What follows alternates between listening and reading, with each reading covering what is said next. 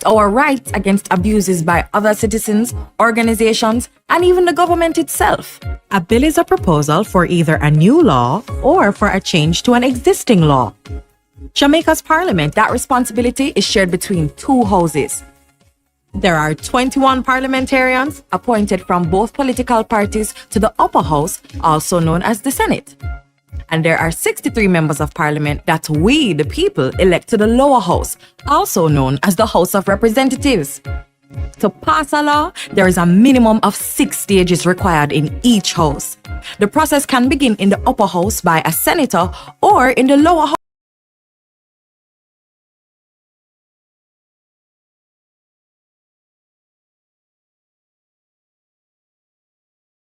Start there. 1. The first stage begins with the introduction by the minister responsible for the bill, followed by the first reading of the bill by the clerk to the houses. This clerk is more like the CEO, the Chief Executive Officer for the Parliament.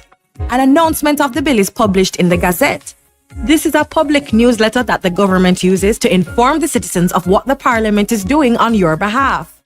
2. The second reading begins with a summary of the bill by the minister. The main reasons for the bill are discussed both by the government and opposition members to determine if Jamaicans would really be better off with the new law or changes to an existing law. A vote is taken by the House to determine if the bill will move to the committee stage. Sometimes before going to that stage, the minister responsible for the bill can recommend the use of a joint select committee. It's called joint as its members are taken from both the upper and lower house. To benefit from greater consultation, the committee is empowered to invite the public to share their views of the bill in writing or in person, and does so through radio, TV, and newspaper adverts. This Joint Select Committee submits its recommendations to the House of Representatives. The House debates this report, and a vote is taken to determine if the bill should go on to the committee stage, where it is examined by a committee of the whole House. Yes, that's the name. And that's what it is, a committee of all the members of Parliament that carefully examines each clause and makes improvements to ensure the bill will achieve its objectives. As chairman, the Speaker of the House monitors the process to make sure the rules of the House are obeyed and the process moves along smoothly. 4. The Committee of the whole House examines the bill clause by clause, then sends its recommendations for changes to the House of Representatives. This is called the report stage. 5. The bill then passes to the third reading to allow a final opportunity for MPs to make changes before it is sent to senators in the upper house. 6 to 10. In the upper house, the senators go through the same steps we just described. If any changes are made, the bill has to be returned to the House of Representatives for their discussion and approval. Now, if the bill had started in the upper house, it would also have to be returned to them for approval of any changes made by the... Throughout the entire process, the bill is being checked by the Legislative Council. That's the Parliament's lawyer. But before the last step, a copy is sent to the Attorney General of Jamaica for final review and certification. 12. If all is well, the bill is sent to receive the royal assent from the Governor General as the representative of the Queen, Elizabeth II. The bill is now an Act of Parliament. The Act is gazetted, and the rights of Jamaicans are further preserved and protected by a new law.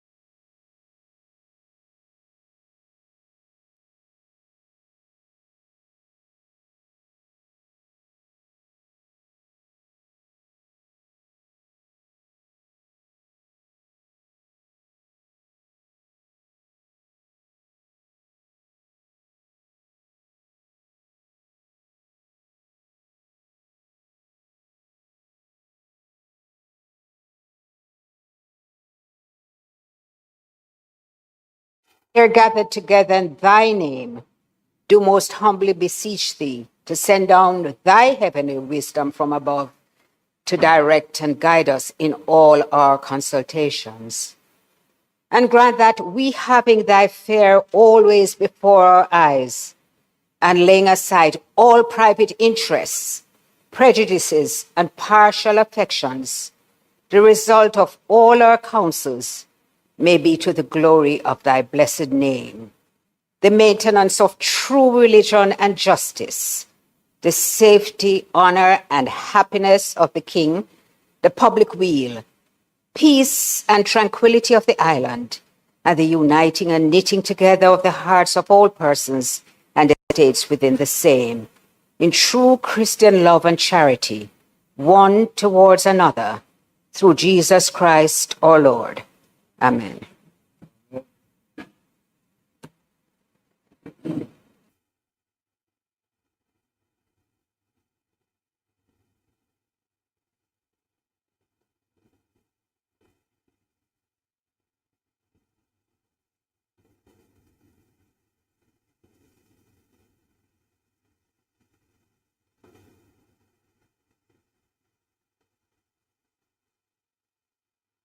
Be seated, please. Oh, Lord.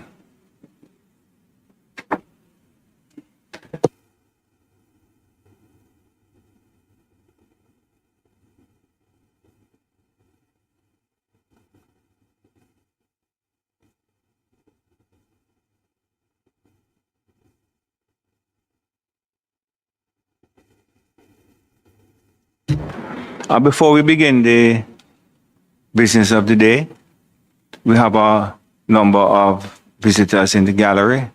I take this opportunity to welcome you to the Senate. Normally we make or try to make a 10 o'clock start, so we apologize for the delay. So welcome to the Senate. And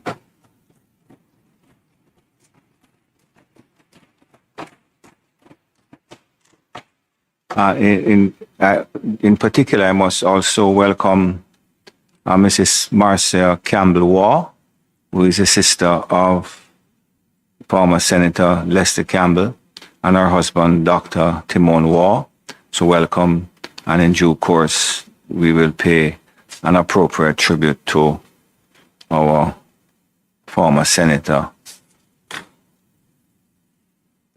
I am also going to crave your attention to make mention of the passing of an iconic Jamaican artist, Mrs. Suzanne Alexander O.D., who passed peacefully this week, born in 1929, so she had an extended career, and she was actually born in New York and came to Jamaica early in 1951 and begun a career in Jamaica as an artist.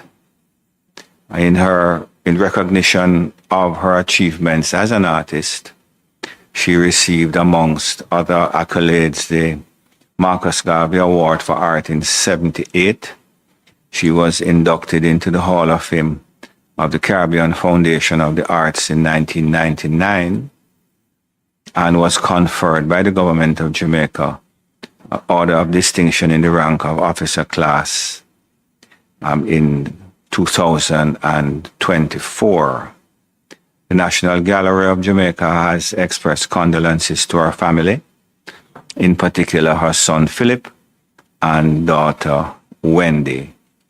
I think that the Minister of Foreign Affairs, although I'm not asking her to contribute here, but the Minister of Foreign Affairs would recognize the work of Suzanne Alexander, because quite a few pieces of her work are actually at the Ministry of Foreign Affairs, and I believe there is a suite there that's dedicated to some of her work from her Carnival series.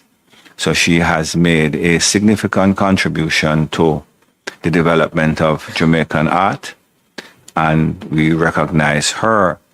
I would ask the clerk to pen the appropriate missive to her family and friends, and perhaps could coordinate with the National Gallery of Jamaica to get access to those persons.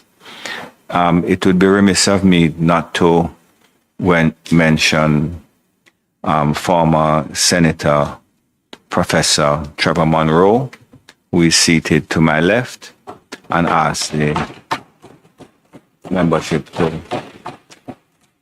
recognize him. He was appointed to the Senate in 1997 and served until 2006. So welcome, Dr. Trevor Monroe. Members, it is always with profound sadness that I ask the Senate to pay tribute to a former senator, and it is all the more when that person is someone who has recently sat in this chamber. So it is with profound sadness that I pay tribute today and ask my colleagues to do likewise to former Senator and former Member of Parliament Leslie Campbell, who passed earlier this week. Those of us who know him know that he was ill for some time, and he did in fact maintain his sense of humor and composure to the last, and communicated with quite a few of us. He was out of the jurisdiction.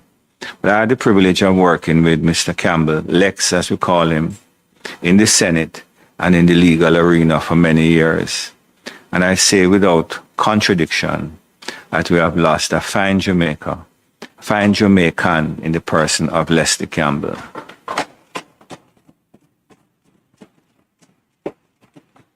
Former Senator Campbell began his parliamentary career in March 2016 when he entered the House of Representatives as a Member of Parliament for St. Catherine Northeastern, and he later entered this chamber as a senator in 2020.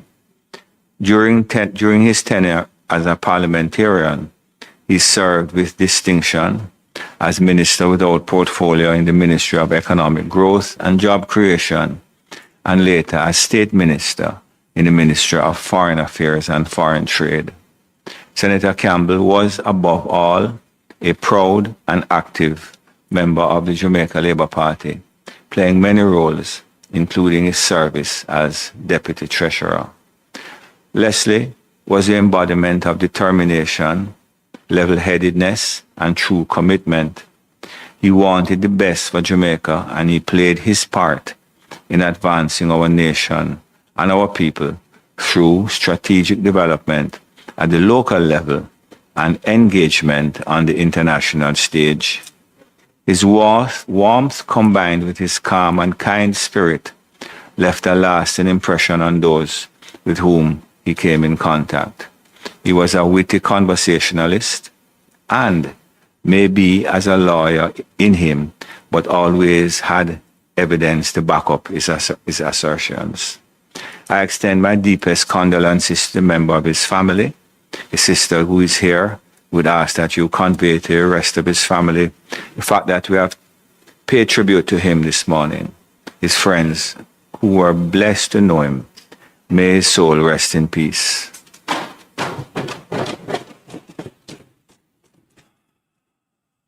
Minister Johnson Smith.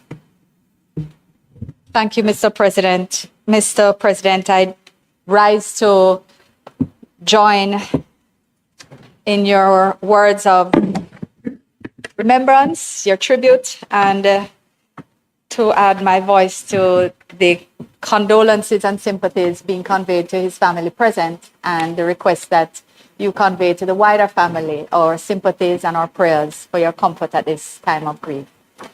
I recall our former colleague Leslie as all that you have described him, Mr. President.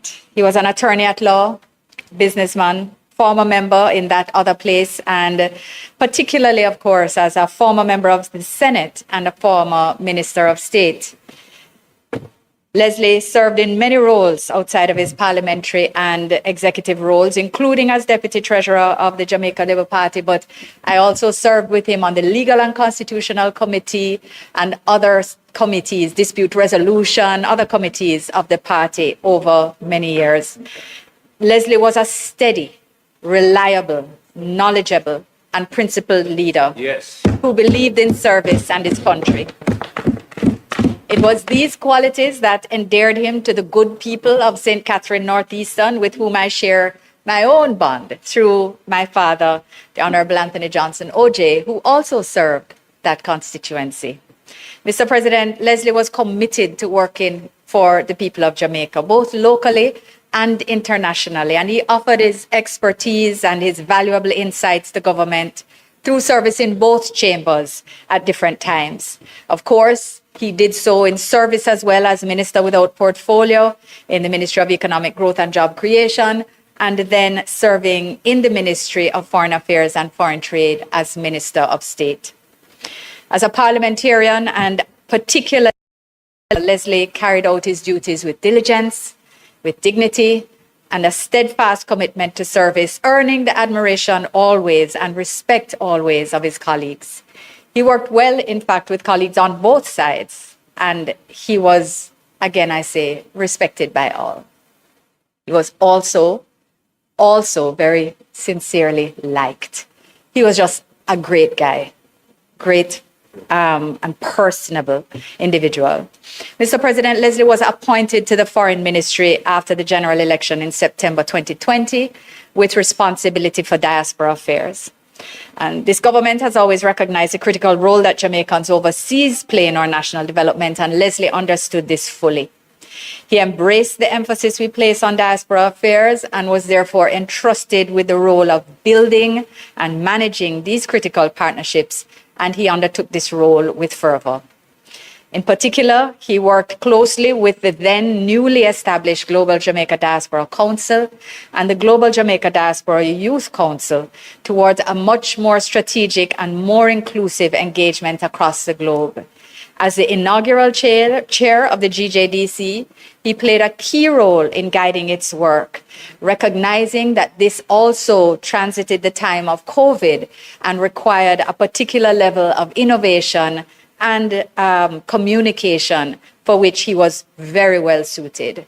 Mr. President, he ensured that his engagement was in a manner that benefited the members of the councils, the ministry, the diaspora, and indeed the government of Jamaica.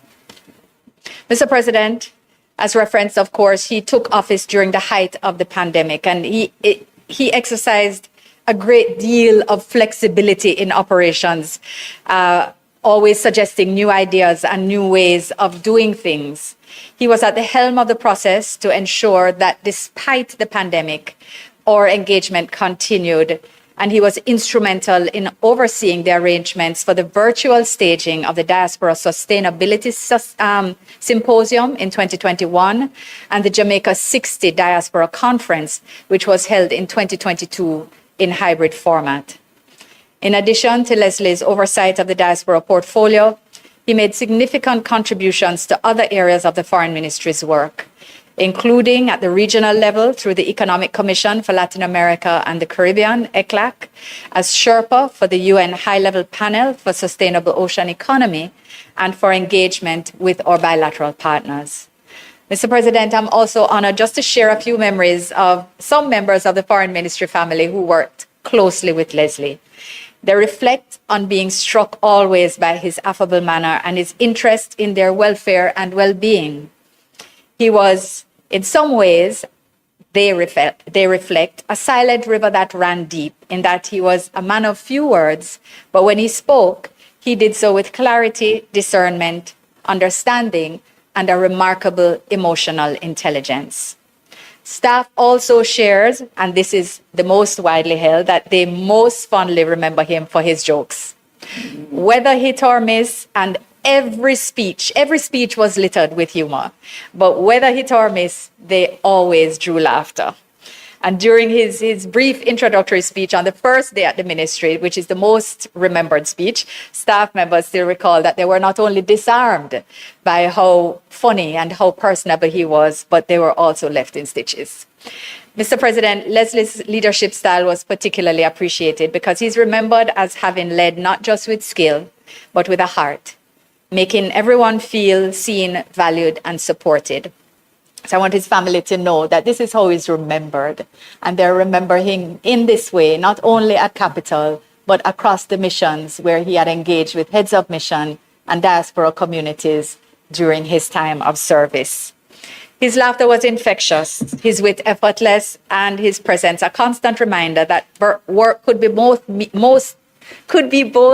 most meaningful and enjoyable.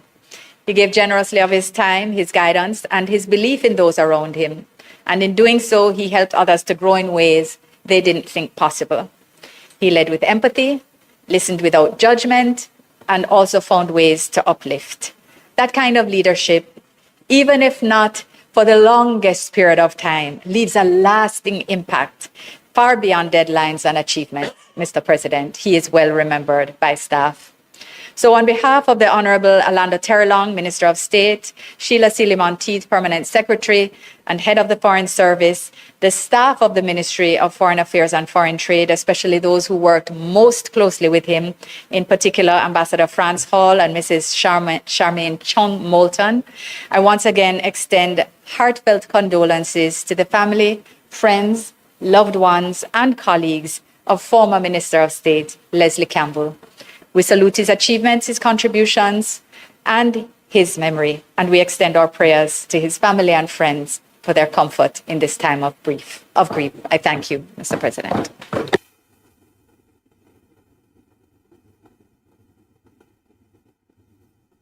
Thank you, Minister. Senator Scott Motley. Thank you, Mr. President. When I heard of the passing of Leslie Campbell, I felt a profound sense of loss because although I was not close to him, he had distinguished himself in all the spheres that we both operate. As an attorney, a parliamentarian, and a servant of Jamaica. His life reflected dignity, discipline, and quiet strength. There are some amongst us whose contribution is not measured by volume, but by substance, not by spectacle, but by worth. And Senator Campbell was such a man.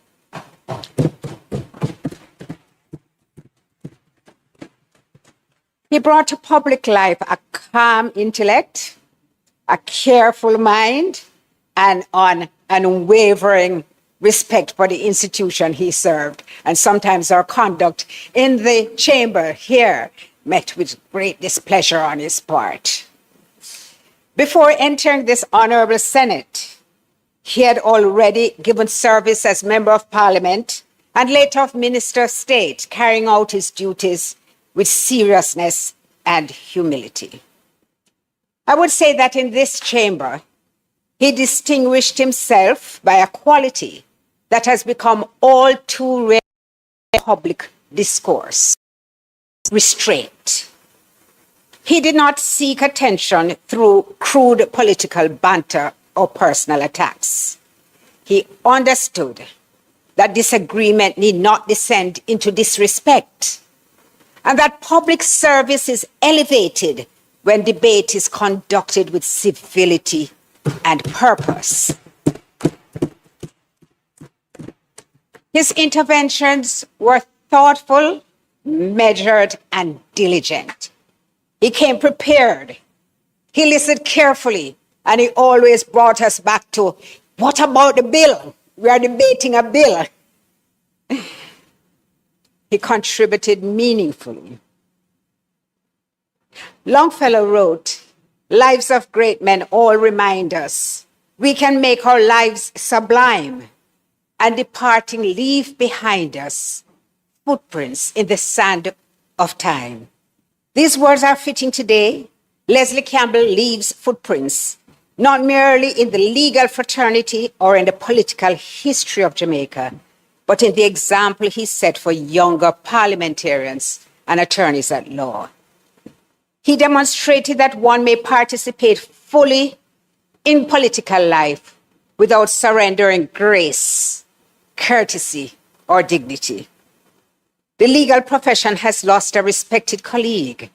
The Senate has lost a gentleman parliamentarian. Jamaica has lost a faithful son. To his family, his friends, colleagues, and all who mourn his passing, we extend our deepest condolences. May they find comfort in a life honorably lived and in a legacy that will endure long after the debates of this chamber have faded. May his soul rest in peace, and may light perpetual shine upon him.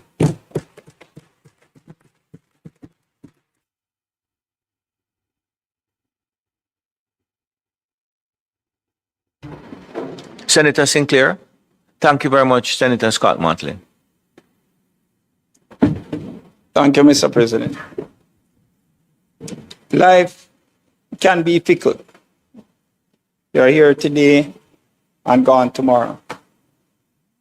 It does not seem that long ago that Leslie Campbell shared this space with us, a member of the Senate, and in other places as a devoted party member of the Jamaica Labour Party and an attorney at law. I had the privilege, Mr. President, of sharing all those spaces with Leslie. The Senate, the party, and in the legal profession. So we pause to honor the life and legacy of Leslie Campbell, attorney at law, a man whose intellect, discipline, and quiet excellence spoke volumes. He possessed an eye for detail, a deeply studied mind, and a record of professional success that spoke for itself. Yet, despite his accomplishments, he remained humble, never boastful, never seeking acclaim, but always grounded in purpose and principle. So, President, I recall doing a trial with Leslie in the St. James Parish Court. After he made his first appearance and spoke, I said to myself, this man is quite clever. I had to lift my game a notch. I would have said to other counsel, don't be disarmed by his posture and his congeniality. Know what you're doing when Leslie is on the other side.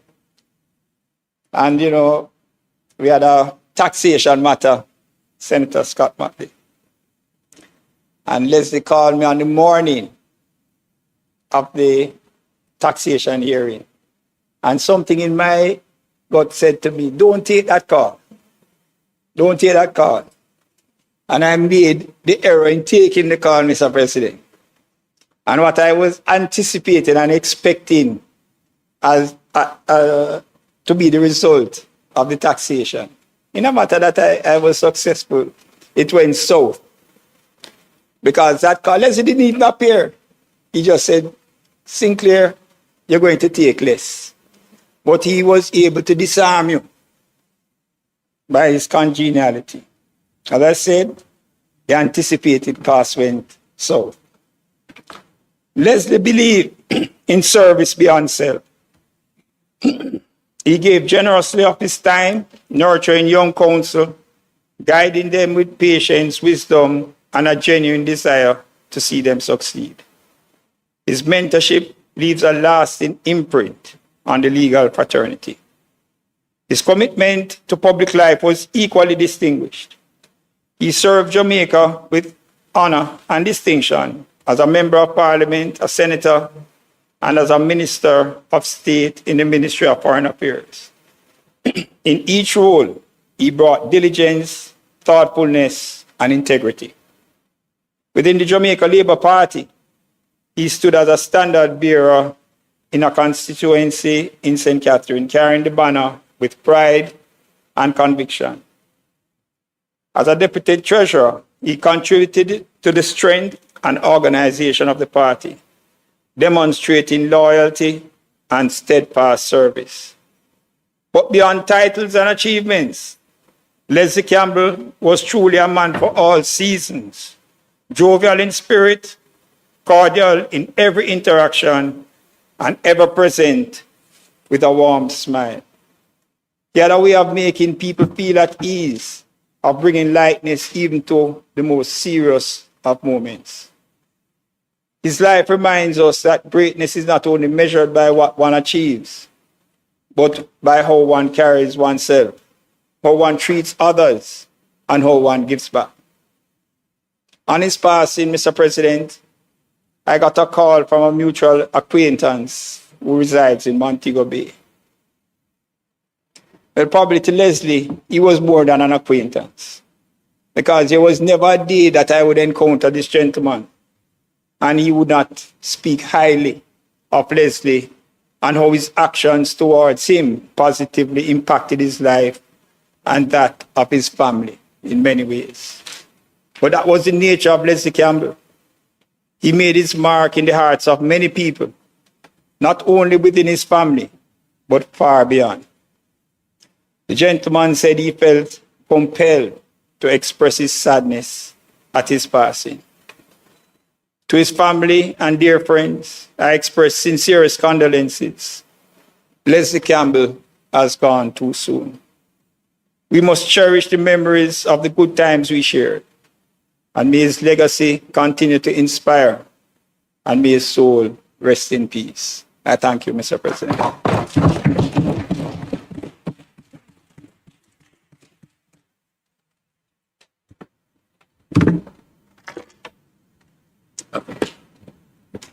Thank you, Senator Sinclair. Senator Gill.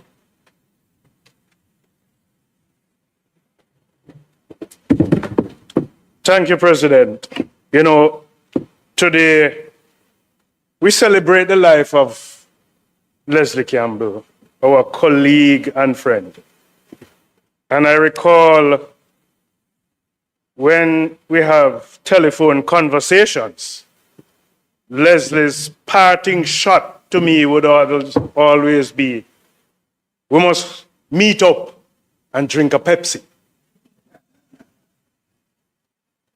His passing represents a profound loss, not only to the Jamaica Labour Party, but to the public life in Jamaica and all who had the privilege of knowing and working alongside him. Leslie was a true stalwart of the Jamaica Labour Party. He embodied loyalty, discipline, and service in the pursuit of its truest form. He was never driven by personal ambition or the pursuit of prominence. Instead, he understood that political service was first and foremost about duty. Duty to party, duty to country, and duty to people. And one of the things I admired about Leslie Campbell is that he was always willing to serve in whatever capacity he was called upon. And perhaps one of his greatest marks of his character was his willingness, when necessary, to step aside and gracefully make way for others. A team player who was willing to be substituted. That's quite a sacrifice that reflected the dignity of the man. He understood that leadership was not always about occupying the front row, but about strengthening the institution and ensuring the continuity for generations to come. You know, he was a true Senate player. There were many times when we tried to make quorum, and Leslie never entered the chamber from that door or that door. It was always from that door with his bounded leather bag. And he would say, "Good morning." And so you should know this. You know, there are others who have stood up for point of order. Leslie's point of order was always grounded, and the president has no alternative but to accept it. Beyond his professional and political accomplishments, Leslie will be remembered for his qualities that made him deeply respected and admired for those around him. He possessed a quiet strength that reassured others even in difficult moments. He was generous with his time, his wise counsel and encouragement, and generous with other things too, I believe. His wit and humor could lighten the heaviest atmosphere, and his intellectual rigor ensured that every discussion with him was thoughtful, informed, and meaningful. You know, Leslie also carried himself with a distinctive presence. Sometimes when he spoke, his language and expression reflected an almost aristocratic refinement. The kind associated, sir, with nobility, culture, and an old-fashioned world of sophistication. And if you add to that nobility, you might want to add money. But that's another story. You know, he was humble, warm, and unwavering respect for others. He brought grace and substance in every room that he entered. And, you know, you will engage with Leslie Campbell, but Leslie won't sometimes tell you upfront, no. He would say in that kind of noble voice, not quite.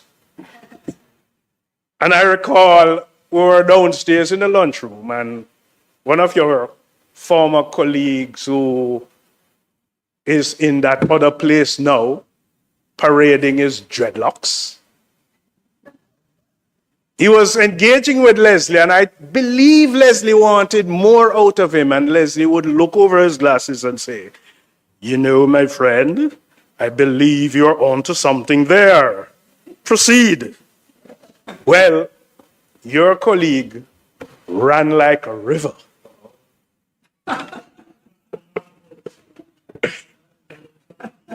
He was a team player in the truest sense, a man who believed that collective success mattered more than individual recognition. In an era, sir, where public life can only be consumed by ego and division, Leslie Campbell remained grounded, principled, and honorable. And as we reflect on his life, we give thanks for his contribution, his friendship, and his example. His legacy will endure in the lives he would touch and the colleagues he mentored, the causes he supported, and the values he upheld with consistency and integrity. You know, Leslie had a nice farm, and I remember getting a bunch of plantains from Leslie. The fingers were as long as my arm. To his family, and his loved ones, and his friends and his colleagues, we extend our deepest condolences and prayers during this difficult time. May the kind comfort in knowing Leslie live through his life, the meaning of dignity and service. May his soul rest in peace. Thank you, Senator Gale. Senator Golden Campbell. Oh, I'm sorry. Senator Lambert Brown. President, I think Leader Donald Scott Martin spoke well on behalf of all of us. And I know that there are a number of people on the other side who wanted to pay a tribute to Leslie. And I thought, it's your day, you should own him. In as much as we tried from this side in targeting him to get him to vote along our lines in many of the debates. He was a man of reason, and he was reasonable. He was humble, as has been said before. I served with him on one or two joint select committee, and it was a collegial relationship there. I love to tease him, as I often did outside of the Senate. When I see mentioned in the newspaper of cases that he has won in the courts. And I said, boy, Leslie, I have to share some of that big victory that you had. And he, of course, would find a way to deflect from the need to share. Then in latter days, I realized that he was moving Senator Gale closer to the labor aspect of the law. And he was doing some case involving labor. And I was saying, well, one day you and I will meet just as Senator Sinclair anymore on different sides. And I look forward to that. But you told me in recent times that he wasn't well, and we wished the best for him. Sadly, the day has come when it is he who must go while we abide. To his family, I say you are a good man in Leslie, and we thank you for lending him to the nation, Jamaica. I'd look forward to him returning to the Senate, but maybe health and other reasons prevented him. We say, like you, Senator Sinclair, gone too soon. Age 57 is young, but never judge it by the number of years you live. Judge Leslie by the quality of the relationship he developed while alive. And if you judge it that way, we are missing a giant, a human being who respected and treated everybody with dignity. May his soul rest in peace. And we pray with you for the loss of a wonderful soul. May the angels welcome him into paradise. We will miss him, but he will remain with us because he was a gentleman. May it please you, Thank Mr. you, President. Senator Brown.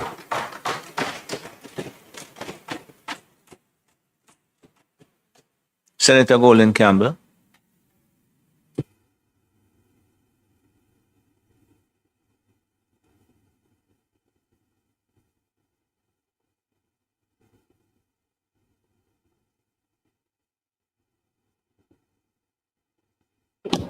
Thank you, Mr. President.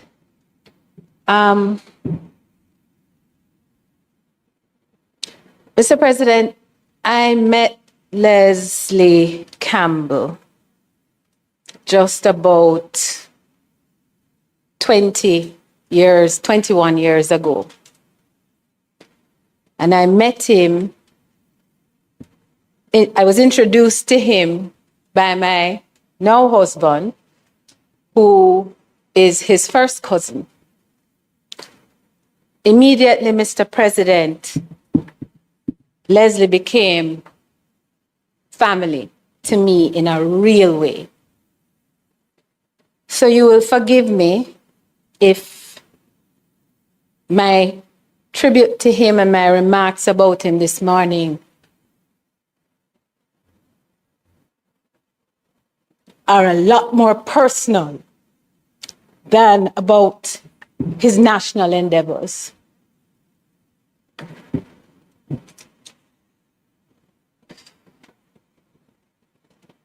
Les was everything that you've all said he was. He was reliable. He was extremely kind. He was thoughtful. He was a kind of person who appeared at your door when trouble was afoot without you ever having to call on him. And he was very humble, something that I often jibed him about, because I would say to him, Les, you don't need all this headache of public service. You're all right. You have done well for yourself. Why are you taking on this headache? And all these people who will frustrate you and the systems that will frustrate you. And his response was always centered around what he thought his duty was, to do if he could do, to help if he could help.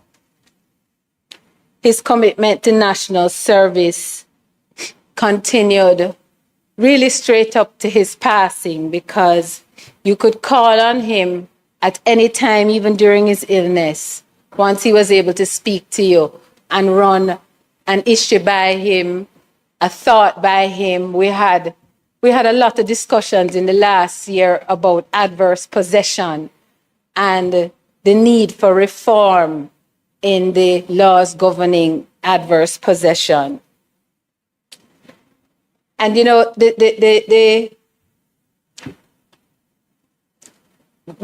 one of the things he exemplified for me was the circumstances around those who give national service.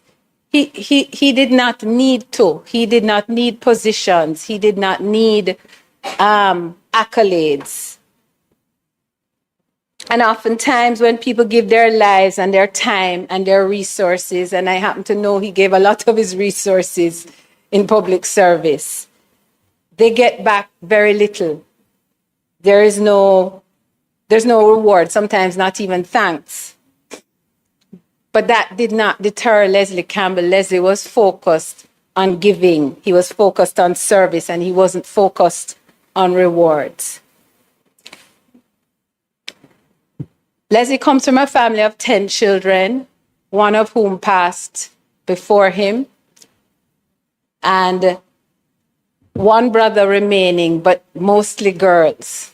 And Marcia, my cousin, is here with her husband this morning. Les was ably and well taken care of by Bev in New York, who was by his side up to the very end.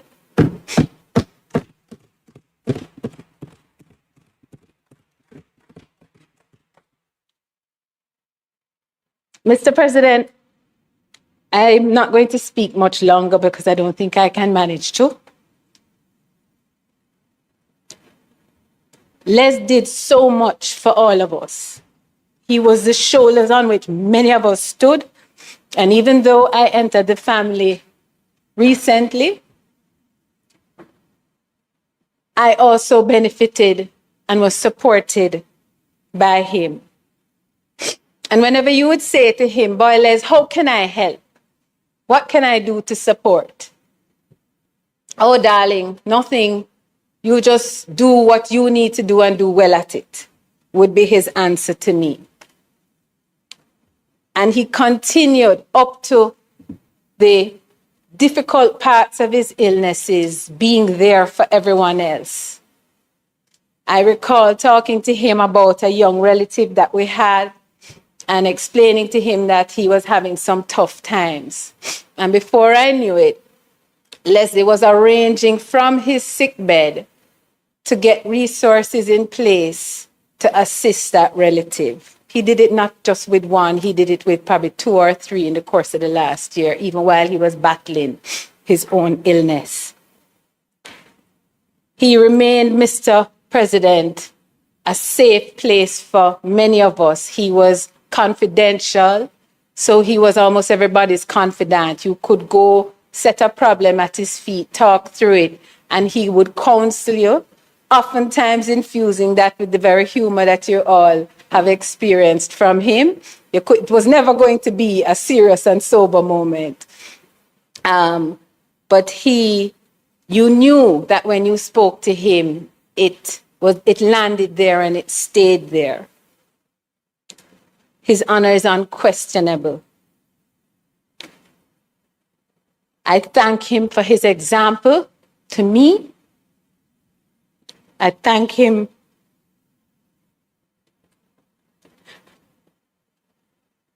for his example to my children. I will miss him terribly, and I thank the Senate for recognizing and honoring him, and because he has given me the privilege by his treatment of me, I will say on behalf of the Campbell family, we thank you. Thank you, ma'am.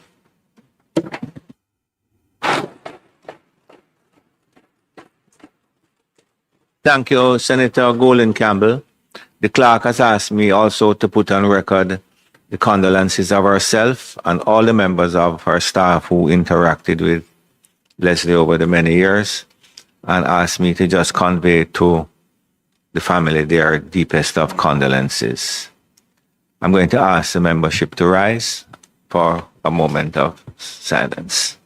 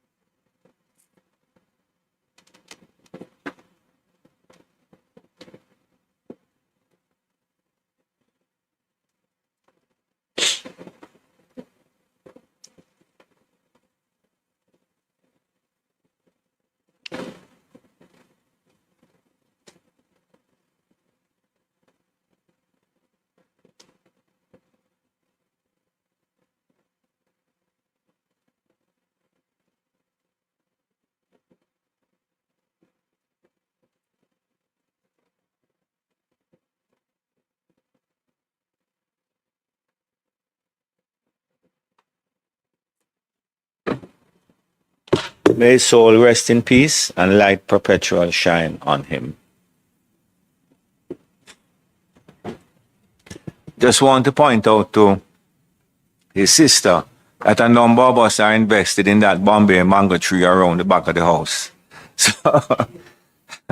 So when the time is appropriate, don't forget us.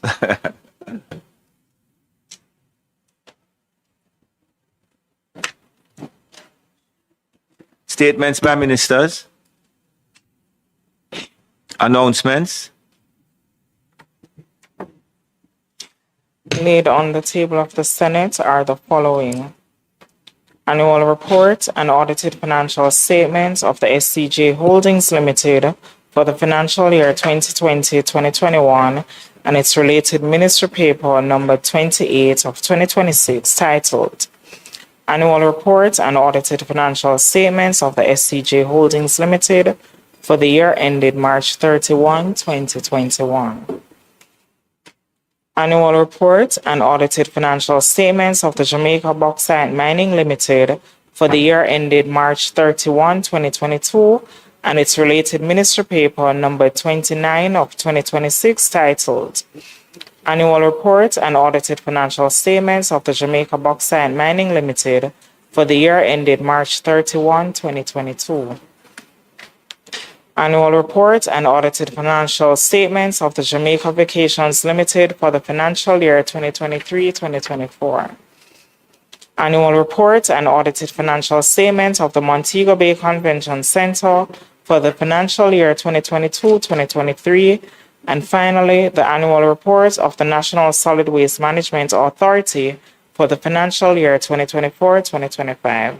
Thank you, Mr. President. Thank you, Madam Clerk. Bills brought. Clarification. These reports, am I correct that they are relating to legislation which said they must be presented within months after the year? Because I'm seeing one for 2020, 21, and we're now in 2026, 27. There's one and there's legislation which require that they be presented within, in some case, 4 months after the financial year. Just checking for clarity. Senator Brown, it's something that you would have to inquire as to, because we just table from the entity as you receive it. But if you wish, the clerk can look into it for you. That's fine, President. I just wanted clarification, especially in light of what will happen later on.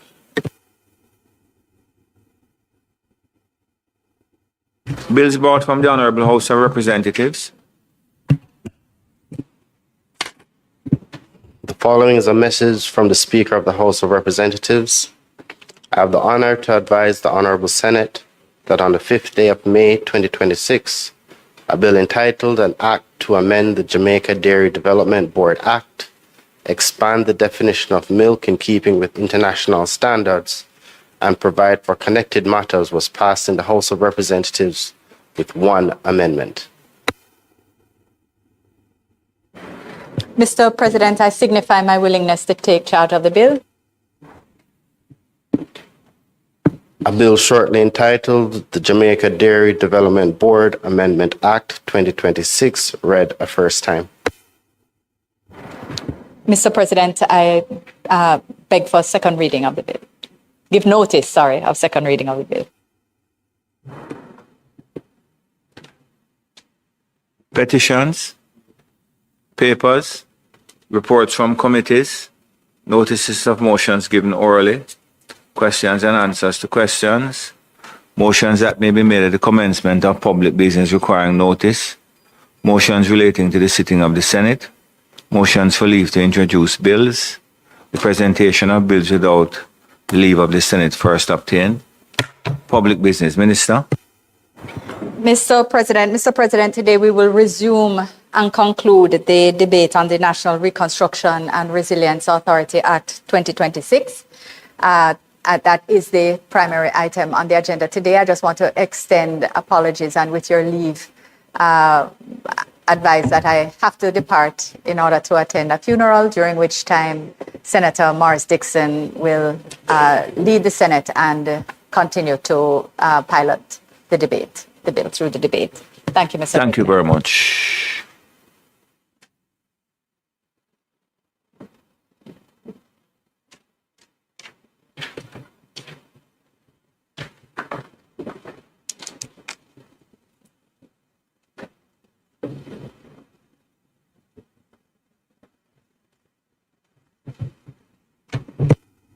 Next contributor, please.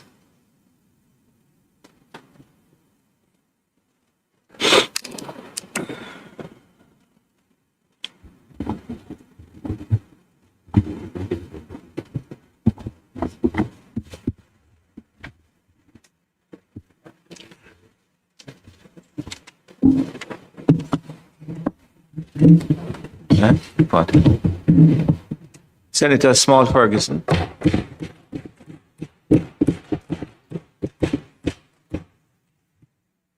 Mr. President,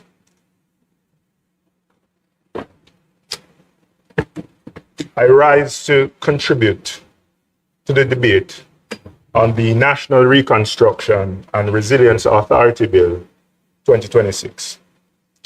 At the outset, Mr. President, let me just state categorically that I support the stated objectives of the bill.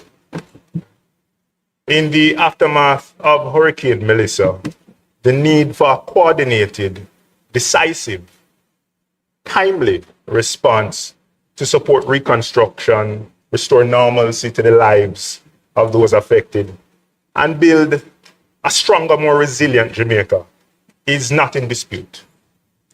Indeed, Mr. President, the Memorandum of Objects and Reasons states that the bill seeks to establish the National Reconstruction and Resilience Authority and a statutory framework for, and I quote, the efficient, coordinated, and transparent management of extraordinary, time-bound reconstruction and resilience efforts to focus on building back better to withstand future climatic and geophysical events, to create a more robust, climate-resilient infrastructure, encouraging better land use planning, to expedite private and public-private investment in priority sectors that address the structural economic vulnerabilities exposed by Hurricane Melissa, and to enable growth and diversification of Jamaica's economic base. Those are objectives, Mr. President, that any well-thinking Jamaican would support. But, Mr. President, support for the objectives does not relieve us of the duty to scrutinize the mechanism.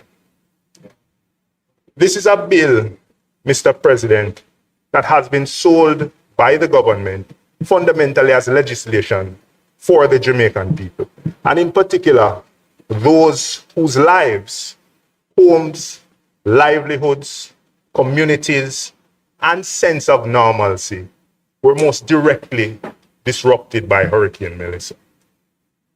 And that's why, Mr. President, I find it unfortunate, among other things, that despite the bill being amended prior to being retabled in that other place and further amended during committee in that other place, there remains no clear, defined, and enshrined statement of the objects of the legislation in the operative provisions of the bill. Nothing placing Hurricane Melissa and the people most affected by Hurricane Melissa at the center of the legislation. Yes, Hurricane Melissa is mentioned in the long title and the memorandum of objects and reasons, but those are not the same thing as placing the objects of the act directly in the body of the legislation itself. This omission is important, Mr. President, for a couple of reasons. One is the fact that Parliament is creating a statutory framework for a specific purpose, particularly where the legislation establishes an authority with significant and unprecedented powers. There is particular value, in my view, of stating the objectives of the legislation in the act itself. Because if this bill is truly about reconstruction and resilience, then the law should say so expressly. Not only in its explanation, but in the operative provisions of the legislation. It should make clear that this extraordinary authority, with these extraordinary powers, exists for a defined and people-centric purpose to rebuild affected communities, to restore dignity and normalcy, and to strengthen Jamaica's resilience in a way that is inclusive, transparent, and accountable. This type of inclusion, Mr. President, is not unusual or unprecedented in our legislation. The Child Diversion Act, for example, contains an express provision setting out the objects of that act. The Data Protection Act also embeds its objects directly in the operative provisions under the heading Interpretation and Objects. So the point I'm making is not novel, nor is it consistent with our legislative practice. Mr. President, it appears to me from this action that this bill is being presented as being about the people affected by the hurricane, but proposed to be passed without those people who have sacrificed most, the victims, being sufficiently centered in the legal architecture of the bill, including a clear objects provision, Mr. President, goes to the heart of guiding how the authority will interpret its mandate, how Cabinet will design projects, how priorities will be set, and how this Parliament and the Jamaican people will judge whether the authority has succeeded. It's also important for another reason, Mr. President. The bill is being presented as time-bound. I've heard that repeatedly. The government has repeatedly said that NaRRA is not intended to be permanent. But if the authority is to exist for a finite purpose, then the act should clearly state and define that purpose. Otherwise, it becomes very difficult to determine from the legislation alone whether the authority's objectives have been fulfilled or whether the authority has effectively concluded its work. Indeed, Mr. President, no one can argue that this bill is not well-intentioned. But, Mr. President, I contend that the role of the Senate is not to merely endorse intention. It's to ensure that the institutional framework we're being asked to approve is properly calibrated, is legally sound, and capable of delivering on the intended outcomes in a manner that is effective, sustainable, and consistent with our broader system of governance in this country. And on this side, Mr. President, it's well known that we have concerns regarding how the bill is currently drafted. And those concerns span all those areas of responsibility that I just described. It's important to acknowledge as well that these concerns are not just on the side of the chamber. They have been articulated broadly and repeatedly by civil society, by environmental advocates, by governance stakeholders, by professional voices, and Jamaicans who support reconstruction, but who are understandably concerned about the fact that urgency seems to be used to displace inclusion, consultation, and in some respects, accountability. This is a piece of legislation of considerable breadth and consequence. It establishes an authority with far-reaching powers, unprecedented powers, powers to influence how projects will be conceived, approved, accelerated, and executed at a national level. It's precisely the type of legislation, Mr. President, that would have benefited from a more expansive and inclusive consultative process, including, in my view, referral to a joint select committee. Mr. President, I appreciate that the government is motivated by urgency. I think we all are. But urgency in execution does not require the compression of consultation to the point where people who are most affected by this, the Jamaican people, and some stakeholders who may be well positioned to strengthen the bill, are not given a meaningful opportunity to shape its final form. Mr. President, I don't intend to relitigate every issue raised in the lower house and in civil society, but in my view, there are several central issues that remain unresolved that resonate with me. And I'm going to focus my contribution on a few of those areas where I believe the design of the bill remains misaligned with the outcomes it seeks to achieve, and where targeted amendments could strengthen rather than frustrate the objectives of national reconstruction and resilience. Mr. President, the first issue I wish to address is accountability and an element of the accountability architecture proposed under the bill, and particularly the reliance that's being placed on the Jamaica Reconstruction and Resilience Oversight Committee, JAMRA. And further, the comparison that has been made between JAMRA and the Economic Program Oversight Committee, EPOC. Let me say at the outset that I don't raise this point to diminish EPOC. The Prime Minister himself has described EPOC as a tremendous success. And by any fair assessment, I think that's correct. EPOC was, I think, one of the more effective public oversight mechanisms in Jamaica's history. Yes.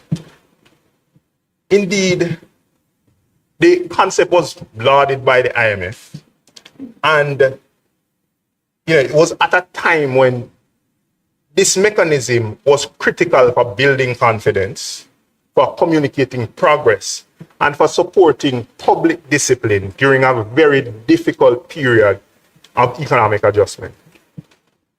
It's important to recall as well, and to put on record, that this was conceptualized and implemented under the last PNP-led administration as part of a broader holistic reform program that sought to rescue an economy that was at the time teetering on the edge, to restore fiscal credibility, to restore confidence, and to place Jamaica on a more disciplined and sustainable economic path, which we're still on today. Right? So we're reaping the benefits of that decision.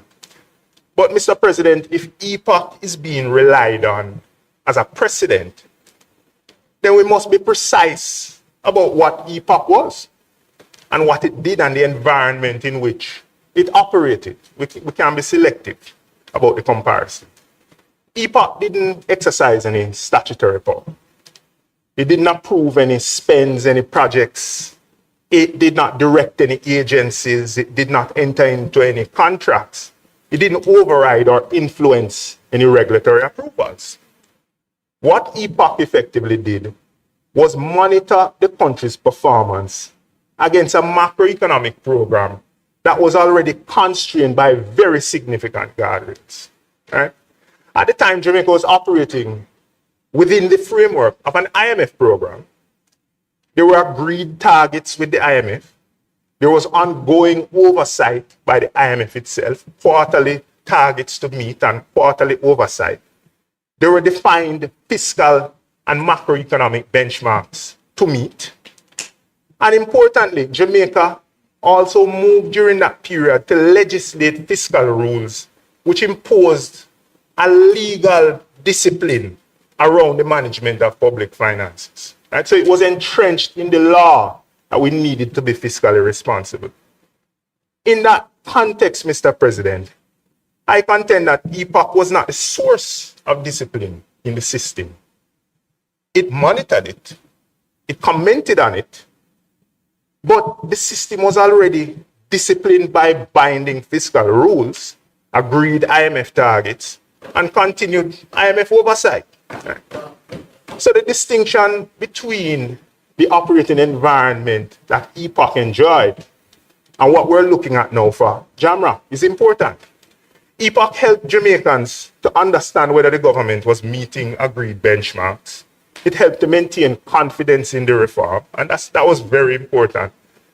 But it was not responsible for executing the program, and it was not responsible for exercising the powers of the state. NaRRA is different. NaRRA is not being established to merely monitor government performance or activity. NaRRA is being established to act autonomously. It's being established to prepare, implement, and oversee reconstruction and resilience projects at a massive scale. It's being given the ability to procure goods, work, services. It's being given a role to coordinate approving entities. It's being given powers to issue directives. And through the step-in mechanism, the framework allows for decisions of existing approving authorities to be displaced under certain circumstances. That's a very different category of institution.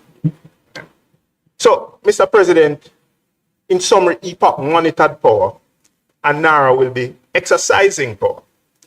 And once we're dealing with an institution that exercises statutory power, particularly power of this breadth and consequence, I'll say it again, the accountability framework must be stronger than the external oversight committee that is being proposed to stand outside of the legislation that underpins the institution. And that brings me squarely to JAMRA. The government has placed significant emphasis on JAMRA as part of the accountability framework for NaRRA. And I personally don't doubt that an oversight committee comprised of credible Jamaicans can add tremendous value to the execution. As EPOC has shown, public reporting, independent commentary, and broader stakeholder engagement can really help to build confidence around a national effort. But there's a fundamental problem, Mr. President, in my view. JAMRAC is not established in the bill. It's not recognized in the bill. Its mandate is not defined at all in the bill. Its right to information is not set out in the bill. Its reporting obligations are not set out in the bill. The relationship with NaRRA, the minister, cabinet, parliament is nowhere to be found in the legislation. It becomes even more important when you read Section 14 of the bill, the confidentiality provision. The provision places a duty of secrecy and confidentiality on persons having an official duty under the Act or being employed in its administration. Disclosure is only protected where it is permitted or required under the Act or any other law. So the practical issue is this. If JAMRAC is not identified under the Act, what is the legal basis upon which NaRRA information is going to flow to JAMRAC? If JAMRAC is going to provide any meaningful oversight, what information will it receive? Who decides what it receives? Will it have access as a right, or will it only be discretionary? Will it be able to examine details, project level information, procurement information, directive related information, and material implementation issues? Or will it be limited to information curated for public consumption? These questions are important because the Jamaican people are being asked to trust an authority with extraordinary powers at an extraordinary moment. The trust cannot rest only on assurances. It must be supported by law, structure, access to information, and clear reporting. Mr. President, this is where the comparison between EPOC and NaRRA does not carry as far as the government would suggest. EPOC could function without legislative teeth because it was monitoring performance within a macroeconomic framework already supported by agreed targets, IMF oversight, and legislated fiscal rules. JAMROC is being presented as a central plank of oversight for an authority that will exercise significant legal, operational, and financial powers. That requires a different architecture, in my view. Mr. President, we must distinguish between what is meant by oversight and governance. Oversight is just one component of governance. It happens after the fact. It reviews, it reports, it comments, it scrutinizes. But governance, on the other hand, shapes decisions as they are being made.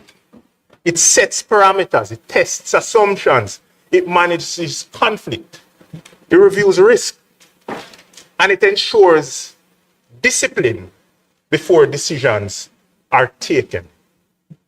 So, this bill contains a lot of after-the-fact mechanisms. There are reports, audits, parliamentary tabling. There's Auditor General who can access information, yes? Those things are important, but they do not fully substitute for governance within the institution at the point where decisions are being made. This is particularly important because NaRRA is not a small administrative office. Right? And we've heard that this model under which NaRRA is being created is replicated throughout our system. But there is no true comparable. It's going to interface with resources and stakeholders at a scale that we've never seen before. So, this is precisely why we need to ensure that the accountability framework is embedded and the accountability framework is credible. Mr. President, I don't want anybody to leave with the impression that I'm saying that JAMROC is undesirable. My point is that if JAMROC is going to be relied on as a meaningful part of the accountability architecture, it should not be left outside of the four corners of the legislation. Mr. President, at a minimum, the bill should recognize JAMROC. It should seek to define its mandate, specify its access to information, and remove any ambiguity that exists there. It needs to provide for reporting to Parliament, and it needs to clarify how it will interact with these confidentiality provisions. Alternatively, if the government is unwilling to place JAMROC squarely in the Act, it needs to be strengthened to include more robust internal and parliamentary accountability mechanisms.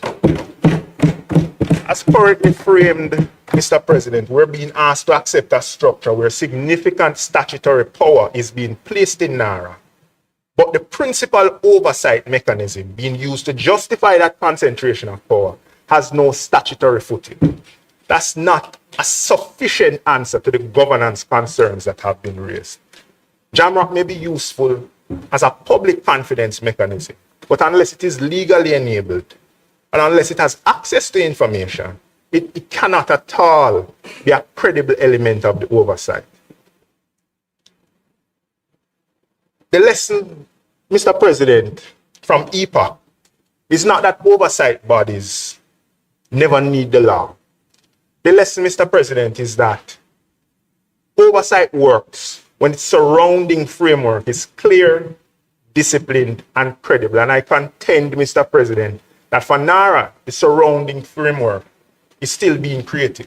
Right? It needs some work. And if this bill is truly for the Jamaican people, particularly those whose lives and communities must now be rebuilt, then we must get the framework right in the legislation itself. Mr. President, the second issue I wish to address is the absence of a clear sunset clause and the risk that NaRRA becomes not merely an emergency mechanism, but a parallel system of governance. The government itself has made the case for NaRRA on the basis of urgency. The argument is that Hurricane Melissa has created an extraordinary national shock, which is true, and the ordinary machinery of government is too slow, too fragmented, and too cumbersome to deliver reconstruction at the pace required, and that a focused, empowered authority is therefore necessary. I understand that argument. Indeed, Mr. President, I accept that the normal machinery has not consistently delivered capital projects with the speed and discipline required. But after a decade in office, Mr. President, the reality, or that reality rather, can't be treated as an abstract institutional failure. Right? We speak about it as though it's something that we have no control over. Right? The government has had substantial time, Mr. President, to address weaknesses in execution, project preparation, procurement approvals, and delivery. If the government now asks the Parliament to approve an extraordinary mechanism because the existing system is too slow, I believe Parliament is entitled to insist that the mechanism remains tied to the emergency that justified it. NaRRA must therefore be treated like an emergency tool. It must be tied to the event that justified its creation. It must have a defined life cycle. It must have a clear endpoint. It must not become a permanent substitute for reforming the ordinary systems of government. As currently drafted, Mr. President, the bill does not provide that clarity. It provides for eventual dissolution, but it does not provide a fixed sunset date, a maximum operational period, or an objective statutory test that determines when the authority must come to an end. The day of dissolution is left to be appointed by the minister. That's not sufficient, Mr. President, for an authority with these powers. Now, the powers are extraordinary, and I mean, they can be defensible maybe in the context of an emergency. But these powers should not seek to be justified as an open-ended feature of our governance architecture. That would be a mistake. If we're not careful, what we're going to do is we're going to create one system for ordinary Jamaica and another system for accelerated Jamaica. One system with the usual approvals, safeguards, processes, and frictions, and another system that is empowered to bypass or compress them. That can be a long-term answer. This is particularly important because the government has linked NaRRA not only to the post-disaster reconstruction, but to a broader strategic investment through Fast Jamaica. The broader the mandate becomes, the stronger the case for a defined endpoint should be. Mr. President, my proposal is therefore straightforward. The government itself has repeatedly described the authority as time-bound. Then its time-bound nature should not only exist in speeches, it should be reflected clearly in the legislation itself. So in my view, the cleanest approach would be for the Act to provide for NaRRA to expire automatically after 5 years, unless extended with justification by affirmative resolution of both houses of Parliament. 5 years is not an unreasonable period. It's long enough to allow the authority to mobilize, plan, procure, coordinate, and deliver a meaningful reconstruction program. And there's an off-ramp described in the legislation itself that will allow for projects that are in progress to move into the normal system of government in transitional arrangements. It would be a clear signal to the Jamaican people that these extraordinary powers are temporary and that they must be justified again if they are to continue beyond the period. Right? And there is an alternative approach. The life of the authority could be tied to the substantial achievement of the objectives for which it was created. But of course, for that to work, the bill would first need to include a clear provision setting out the objectives of the authority, which it does not have currently.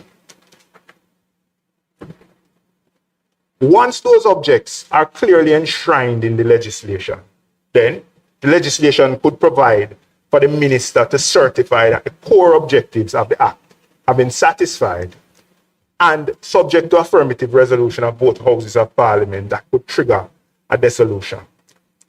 What should not happen, Mr. President, is that the authority continues indefinitely simply because the minister has not appointed a day of dissolution. A sunset clause is not a procedural nicety. It's a necessary safeguard, in my view. It's a mechanism to ensure discipline.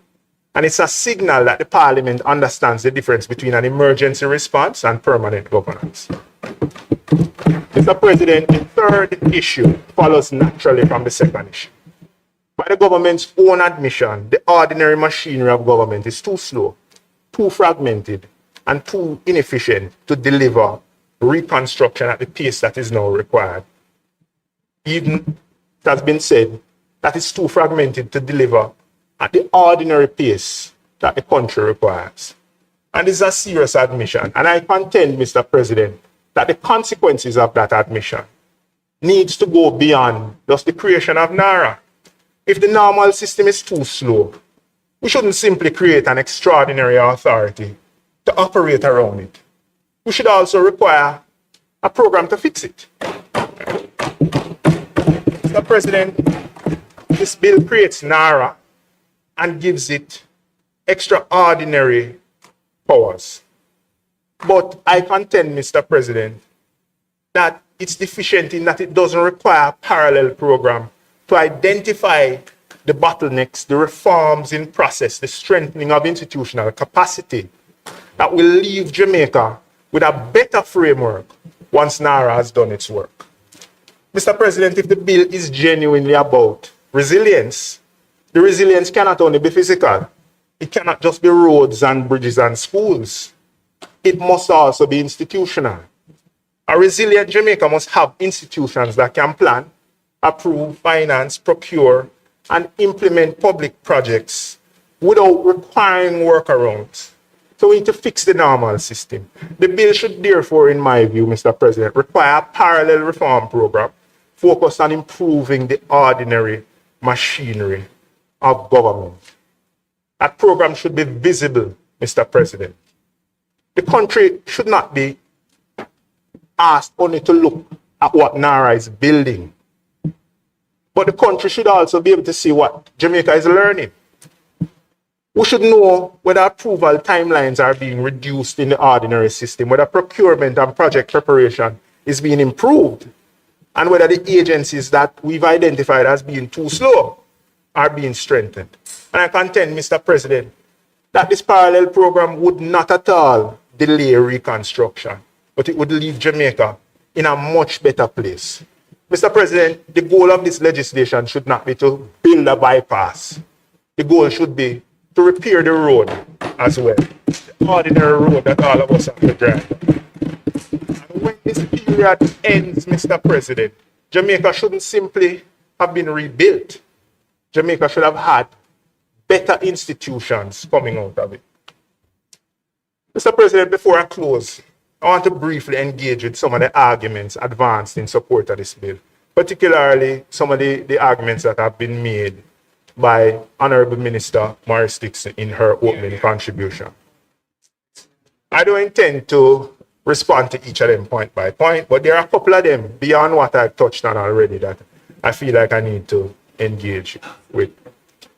Firstly, Mr. President, is the framing of the bill as a response to bureaucracy and weak delivery.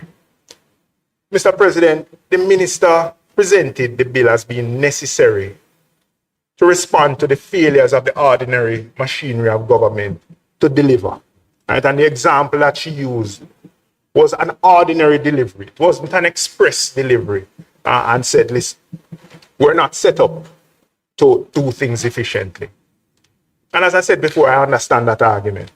But, Mr. President, that kind of framing risks presenting the choice too narrowly, as though we need to choose between bureaucracy and delivery.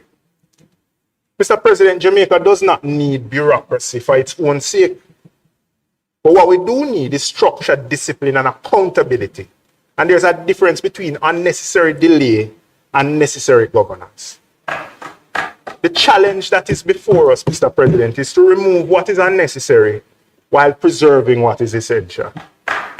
The second point, Mr. President, is the defense of the CEO-led model as a mechanism for clear accountability. The minister said that not every public entity requires a board, and that the executive agency model reflects a philosophy of clear CEO accountability to the responsible minister. And I accept the clarity that, having direct responsibility is important, and diffused responsibility can produce delay and weak execution. But clear accountability does not require the removal of governance. Mr. President, in the private sector, the suggestion that a CEO becomes more effective by removing the board, removing risk oversight as a requirement, leaving reporting to discretion, that suggestion would be laughable. And I'm sure, Mr. President, that Senator Duncan would not disagree with me, even if it's at pains to agree with me. A CEO is not made effective by weakening the systems around the office, Mr. President. A CEO is made effective when their authority is clear. And they're made even more effective by a surrounding governance framework that's strong. And the same principle applies here, Mr. President. Again, NaRRA is not an ordinary arm of government. It's going to be at the center of a lot of activity. And it requires more responsibility, Mr. President, than personal accountability. It requires an institutional architecture. Mr. President, the third issue follows naturally from the second issue, which is the suggestion that the bill contains a sufficient multi-layered oversight framework. And I mentioned before the difference between oversight and governance, right? And the minister emphasized that the oversight for NaRRA is multifaceted. Cabinet, the minister, audits, auditor general, and these mechanisms are very important. But the existence of multiple points by itself, it doesn't answer the design concern.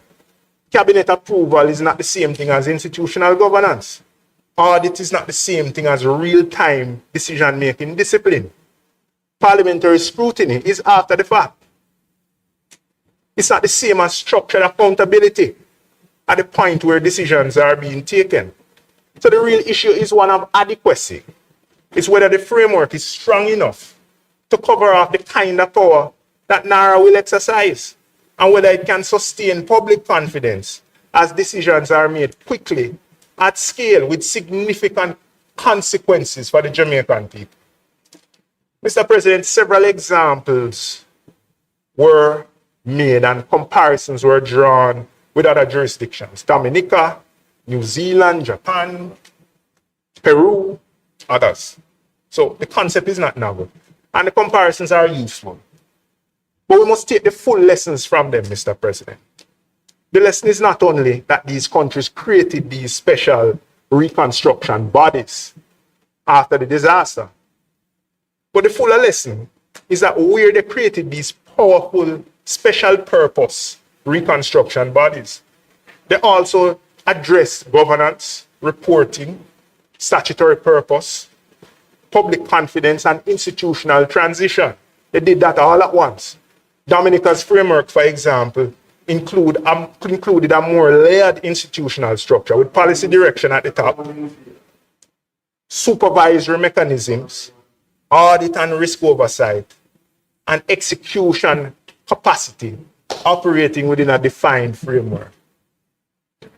The New South Wales model also provides a useful example where it's CEO-centric, but there is an advisory board and a structured interagency coordination.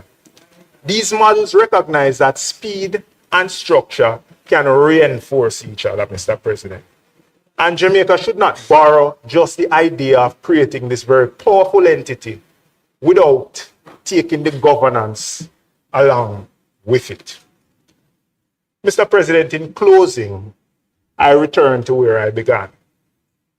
The stated objectives of the bill are worthy objectives. The people who suffered most from Hurricane Melissa deserve urgency. They deserve competent execution. They deserve homes restored, communities rebuilt, roads repaired, schools repaired, health facilities strengthened, livelihoods protected, and normalcy returned. But they also deserve a reconstruction framework that they can trust. This bill is not simply about creating an authority. It's about how the state exercises extraordinary and unprecedented power in an extraordinary moment. And when Parliament is being asked to confer that extraordinary power, I think we need to insist on extraordinary accountability. The amendments that have been proposed suggested, both in the other place and externally, and that will be suggested today, in my view, are practical. They're targeted and they're consistent with the government's own stated objectives.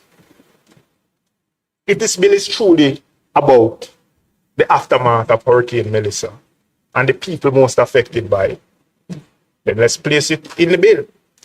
If JAMROC is to provide meaningful oversight, then let us give it some legal footing and ensure that it has access to information and reporting obligations. If NaRRA is intended to be time-bound, then let us make it time-bound in the Act.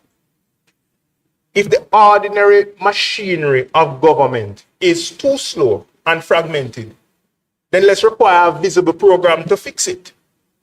None of these things will delay reconstruction. Because there's an argument that if you are constructive about the bill, then you are opposite to reconstruction efforts. And I want to dispel that argument. Right? None of this prevents the government from acting with speed. None of this weakens the response and the ability to respond to the emergency. They simply ensure that the speed is accompanied by structure. The flexibility is accompanied by accountability. And that the extraordinary powers remain tied to extraordinary circumstances that are being used to justify them. I can't see why there is a reasonable opposition to that.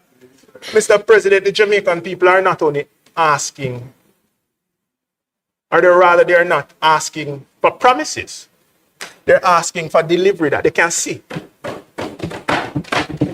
They're asking, Mr. President, for systems that they can trust, for safeguards that continue to protect the public interest.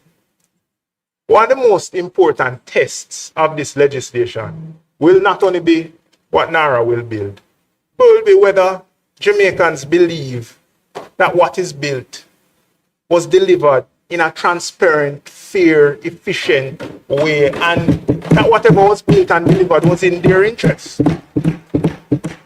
Because this reconstruction thing is not only going to be a physical exercise, it's going to be an exercise of public trust. You see, the biggest exam probably that we have taken as a country. And the trust is not built by asking people to accept assurances that things that are being set up outside of the bill will happen. It starts with how we construct the law, the structure, the reporting, the transparency, the accountability. Mr. President, Jamaica must rebuild. Nobody on this side is opposed to that. But we must rebuild with competence. We must rebuild with transparency. We must rebuild with accountability.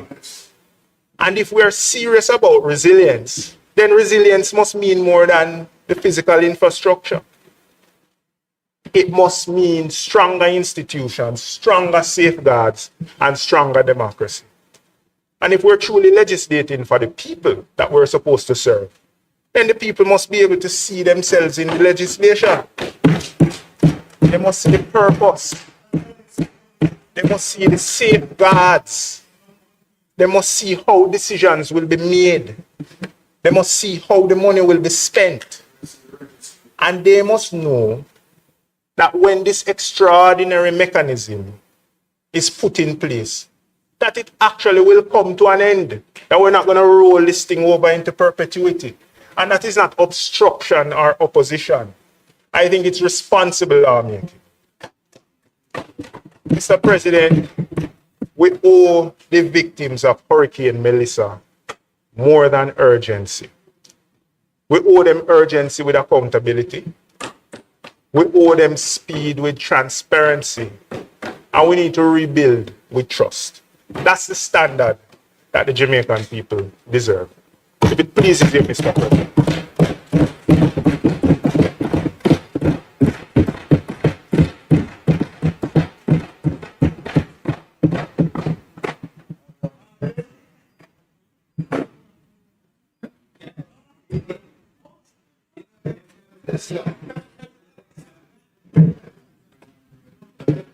Thank you very much, Senator Small Ferguson. Thank you very much.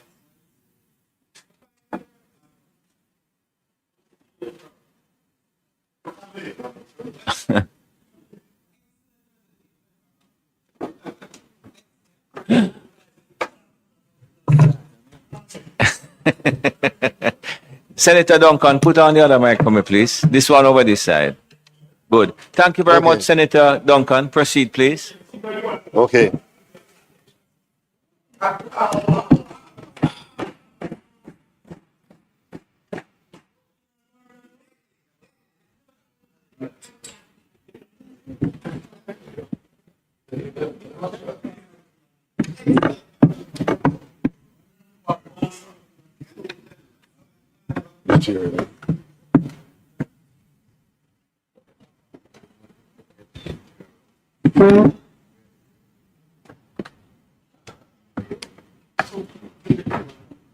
Afternoon, colleagues. Mr. President, I rise in support of the National Reconstruction and Resilience Authority bill. And I do so because I say, without any doubt in my mind, that it is in the best interest of Jamaica. I have given freely of my time in leadership of private sector bodies, oversight bodies, socio-economic programs, various task forces, example, the COVID Economic Recovery Task Force, government boards, and I'm now a government senator. I stand here as a patriotic Jamaican who wants to see Jamaica deliver on its promise. This is a game-changing moment for Jamaica, where we as a country can convert disaster and a crisis into a tremendous opportunity to fast-track Jamaica's development. Let me begin, Mr. President, by acknowledging the contributions of my colleagues on both sides of the aisle, that the concerns have been raised about the concentration of authority in a single body, about the adequacy of accountability mechanisms are not frivolous. They are the right questions to ask. My purpose today is not to dismiss those concerns, but to address them, as I believe the bill is fit for purpose with appropriate safeguards. But it also demonstrates how this bill can facilitate and fast track Jamaica's development. Let's first start with the scale of the matter that we're dealing with. Mr. President, Hurricane Melissa inflicted $12.2 billion in damage, in assessed damage and economic loss on this country, US $12.2 billion. This figure represents 56.7% of Jamaica's entire 2024 GDP. More than 215,000 structures were damaged or destroyed. Black River and Falmouth, two of our more historic towns, face not repair but comprehensive reconstructions.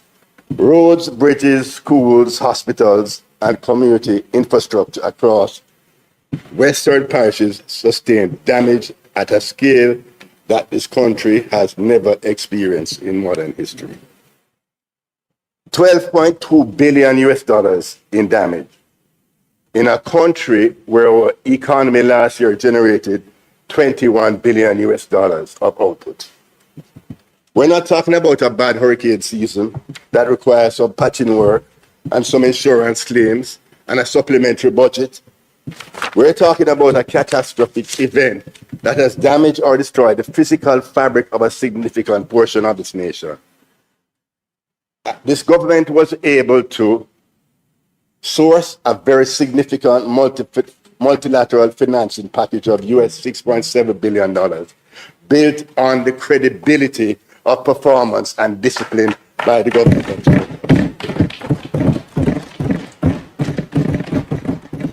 But as significant and as historic as it is, the package only covers 55% of the overall damage of economic loss. It leaves a financing gap of US $5.5 billion. $5.5 billion. This gap cannot be closed by public borrowing. Our fiscal responsibility framework, our fiscal rules would not allow it. And prudent debt management certainly would not permit it. Therefore, private capital, both domestic and international, must be mobilized alongside public investment to close this gap. Right? But will this private capital come? Let me address this question, because it is directly relevant to whether Fast Jamaica, the private investment pillar of NaRRA, will actually work, and is Jamaica a good prospect for investments? Mr. President, I firmly believe that Jamaica has a solid value proposition at this time.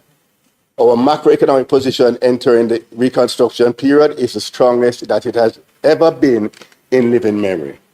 Our debt to GDP ratio was reduced from approximately 147% to approximately 62% in 13 years. A fact that speaks to the institutional anchoring of fiscal discipline in this country. Unemployment at a historic low of 3.3% before Melissa. Our net international reserves were at $6.9 billion as at the end of March, the highest ever recorded. Following Hurricane Melissa, all three major credit rating agencies reaffirmed Jamaica's sovereign rating.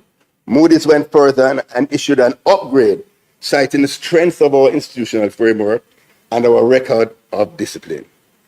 Mr. President, Jamaica has a window of opportunity with a geopolitical environment, albeit very volatile. The global rules-based trade order has been fractured, supply chains are being reorganized, not primarily around cost, but around political trust.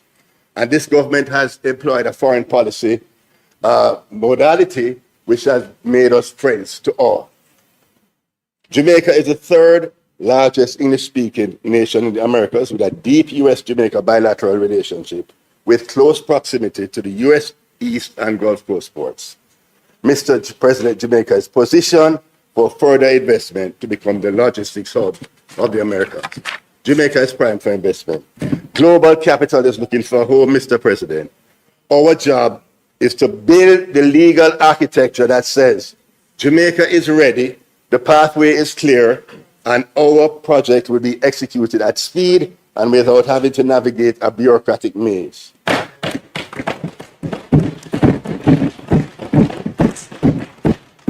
That is what NaRRA and Fast Jamaica achieves, and let me explain precisely how.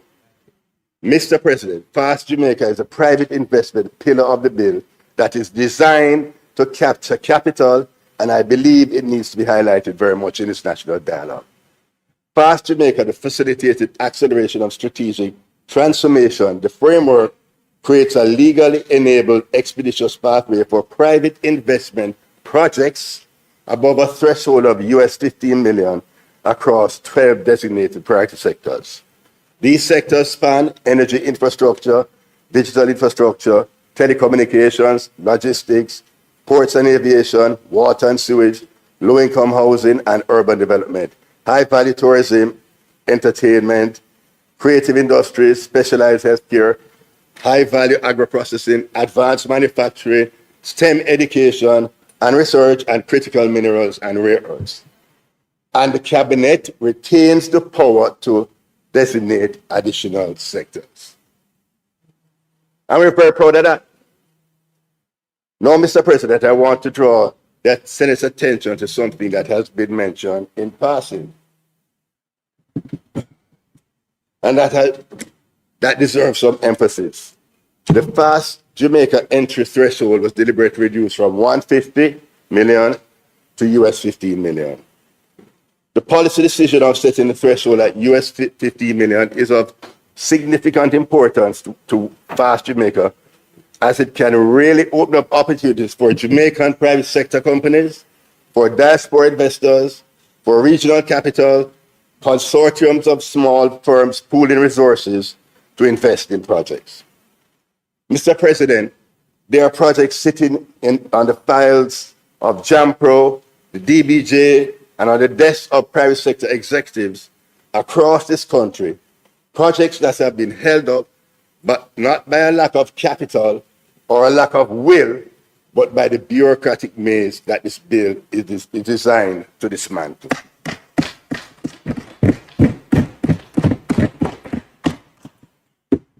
The process for accessing Fast Jamaica is transparent and sequential. An investor submits the project for assessment. The government assesses for strategic merit, economic impact, national interest, and recommends to Cabinet whether to proceed and on what terms. Cabinet then designates as a strategic investment project triggering the Fast Jamaica pathway. NaRRA then uses its powers under the bill to coordinate approvals across all relevant agencies. Mr. President, my hope is that with NaRRA, the era of proposals sitting on desk for years is finally over, and private capital will come to the table and utilize the fast bill and close this funding gap of US 5.5 billion. And of course, as we go through this project as a country and as a government that learns and adapts, we would expect that over this period, that all of the challenges that we have seen in the procurement process, in all of these approval processes, in the bureaucracy, that they will be addressed. And I know for sure that the procurement policy is being looked at as we speak. And therefore, at the end of the day and at the end of this period, when we see what works best, we expect that we will adapt best practices going forward.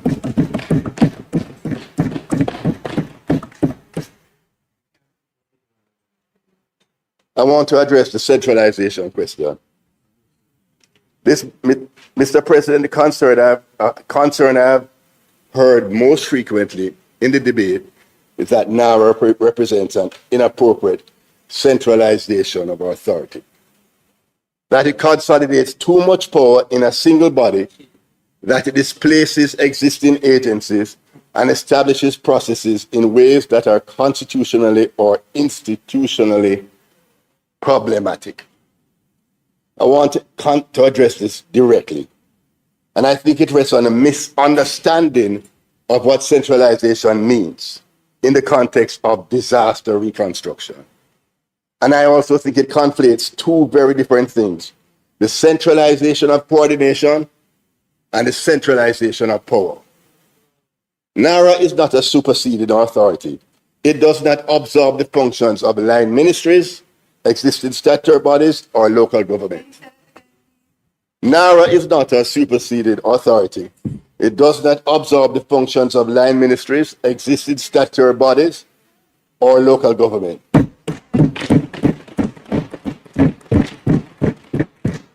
What it does and what it must do is serve as a single point of national coordination across all those entities. It eliminates fragmentation, it eliminates interagency delay, it eliminates a situation familiar to every Jamaican who has ever watched a government project move from conception to groundbreaking, where a proposal that has cabinet approval still sits on seven different desks, awaiting 7 different sign-offs from 7 different agencies, operating on 7 different timelines with 7 different institutional priorities. I have been in the private sector all my professional life, and I can tell you without qualification that many serious investment proposals do not get executed in Jamaica due to the bureaucratic nightmare. This is the problem that this bill solves.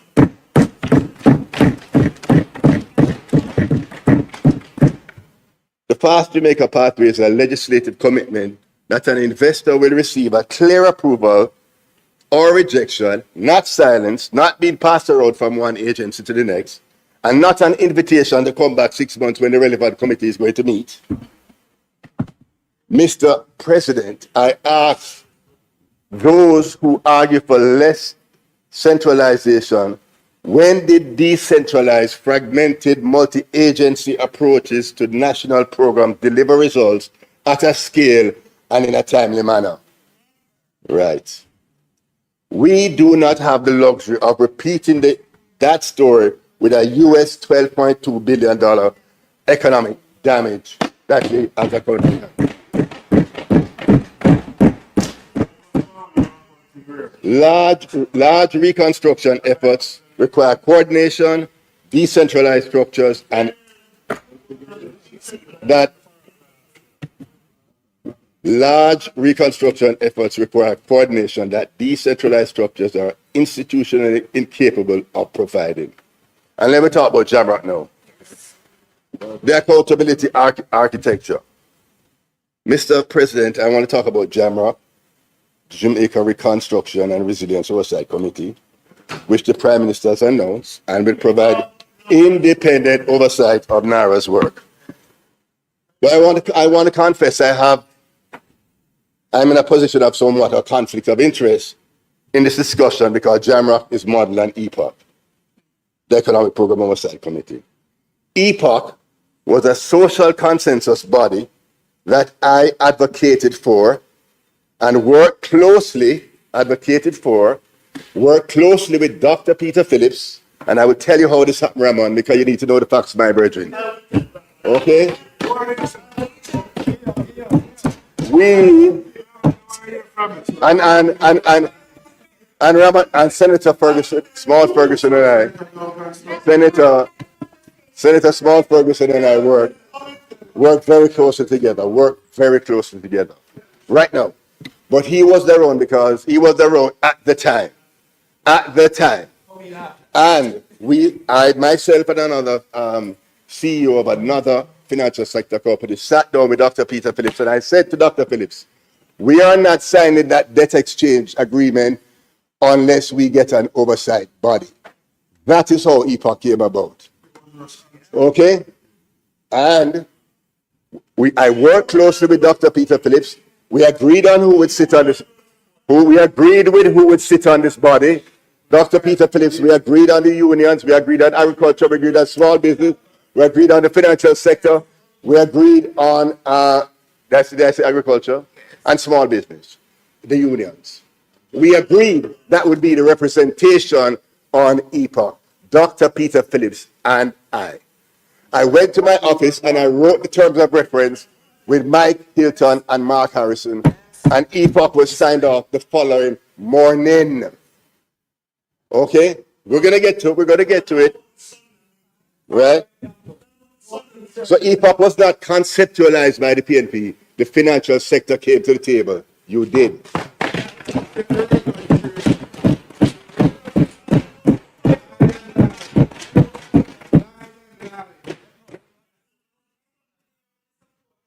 with the caveat,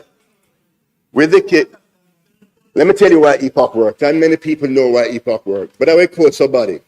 I'm going to quote Jeanette Calder, Executive Director at the Jamaica Accountability Meter Portal. Hi, Jeanette.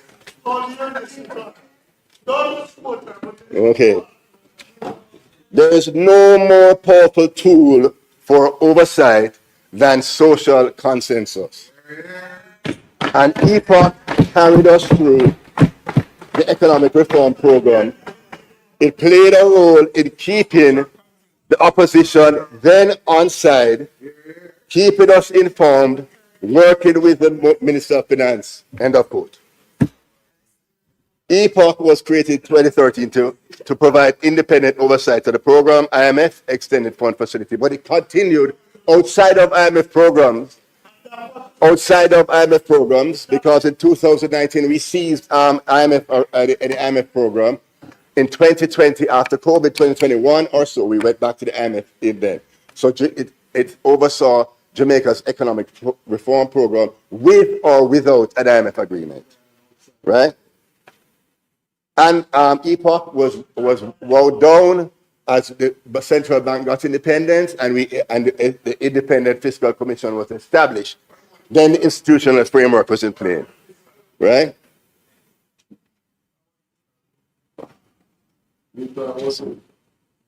EPOC was not written into law. EPOC was not embedded in any IMF agreement. A simple MOU with the Minister of Finance. It had no enforcement powers. It could not compel the government to do anything. It only could report and publish, hold press conferences, and lay its findings before the public, who for good reason believed EPOC to be independent, credible, and not influenced by the political class. Mr. President, it turned out that these limited powers exercised with rigor and with a genuine commitment were more effective at driving government accountability than many mechanisms with far more formal authority. EPOC held two political administrations to account. It reported when targets were met and when they were missed. It published assessments in plain language for journalists and citizens and international investors who could read and understand it. It demonstrated that a civil society-led, non-partisan, public reported body could maintain its integrity through changes of government, through political pressures, through economic turbulence, and through the occasional, very uncomfortable conversations that we would have had with either side of the aisle. When the news is not good, the government vexed with you. When the news is better, the opposition vexed with you. When the government outperforms, the opposition is vexed with you because you highlight our performance, right?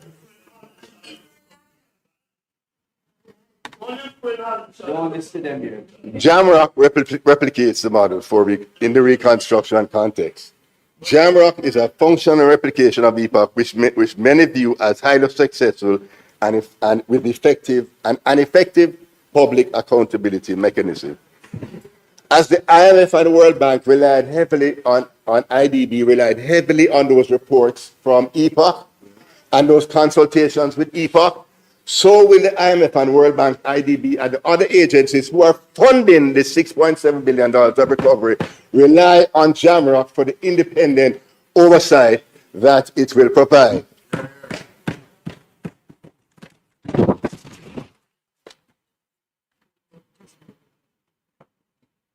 Okay. Jamrock will be chaired by Professor Peter Blair Hedry of Stanford University, a Jamaican economist of international standing, with the independence, the credibility, and the platform to report without fear or favor. Jamrock will also include an opposition nominated member. So, as with EPOC, Jamrock is not written into legislation and is not in the NaRRA Act, but Jamrock can be just and effective as social consensus oversight body.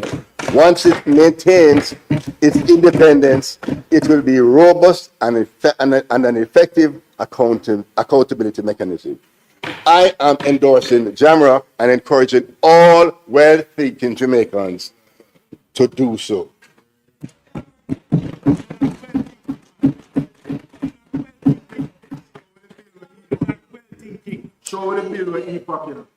Transparency is not a concern.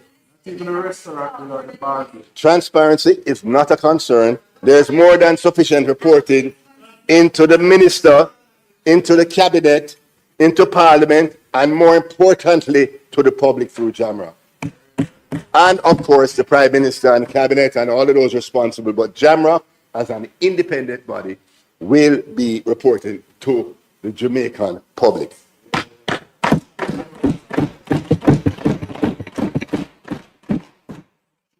In addition, NaRRA is required under the bill to lay before Parliament its annual report and audited financial statements.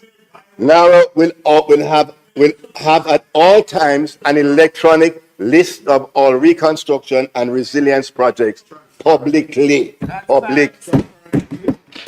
Transparency. Additionally, NaRRA will be subject to independent external audit, integrity commission, and the Auditor General shall be entitled at all times to examine the accounts and other records in relation to the authority. That's in the bill, right?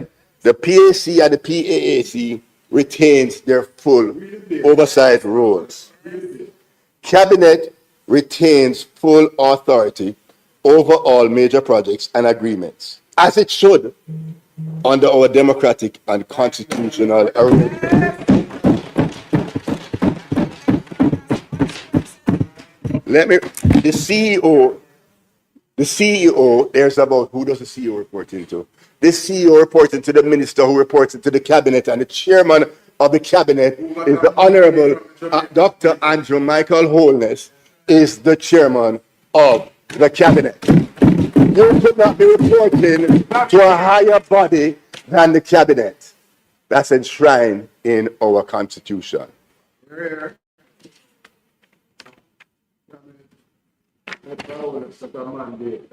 So let's go to the opportunity that we have as a country.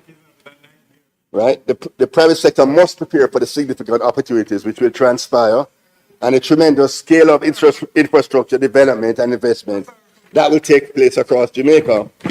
The financing is in place, US $6.7 billion from the IDB, World Bank, CAF, and CDB. That multilateral anchor does not simply represent money, it represents risk mitigation. When the World Bank co-finances a project and the IDB is in the capital structure alongside a private investor, the risk profile of that investment materially improves. On that note, I want to make a particular point about domestic long-term capital, because it's perhaps the most important and least discussed dimension of the financing strategy. And Ramon, we work together on this. Jamaica's pension funds or insurance companies, these institutions manage billions of dollars in assets and have historically been constrained in their ability to deploy capital into long-term Jamaica infrastructure projects because the pipeline of bankable projects has been thin and the legal framework to do so has been uncertain. Fast Jamaica will change that. A project with cabinet designation, NaRRA coordination, and a multilateral co-financing is a materially different credit proposition than an unsupported project seeking development approval through the standard process. It is more bankable, it is predictable, it has more attractive long-term institutional. It will attract more long-term institutional capital. Our pension funds and insurance companies should be examining this investment pipeline right now. Every economy that has successfully used a reconstruction imperative to leapfrog its prior development trajectory has done so by a deliberate, explicit choice not to restore what existed before, but to build something better. The choice we have made as a government is to use this reconstruction moment strategically. Prime Minister Holness has stated clearly, and I believe correctly, that we're not restoring a pre-Melissa Jamaica. We're building a post-Melissa Jamaica with climate resilient infrastructure, renewable energy system, world-class trade, logistics infrastructure, and a digital economy backbone. Roads and bridges not built not to pre-minister standards, but to withstand Category 5. Urban centers planned for economic clusters planned.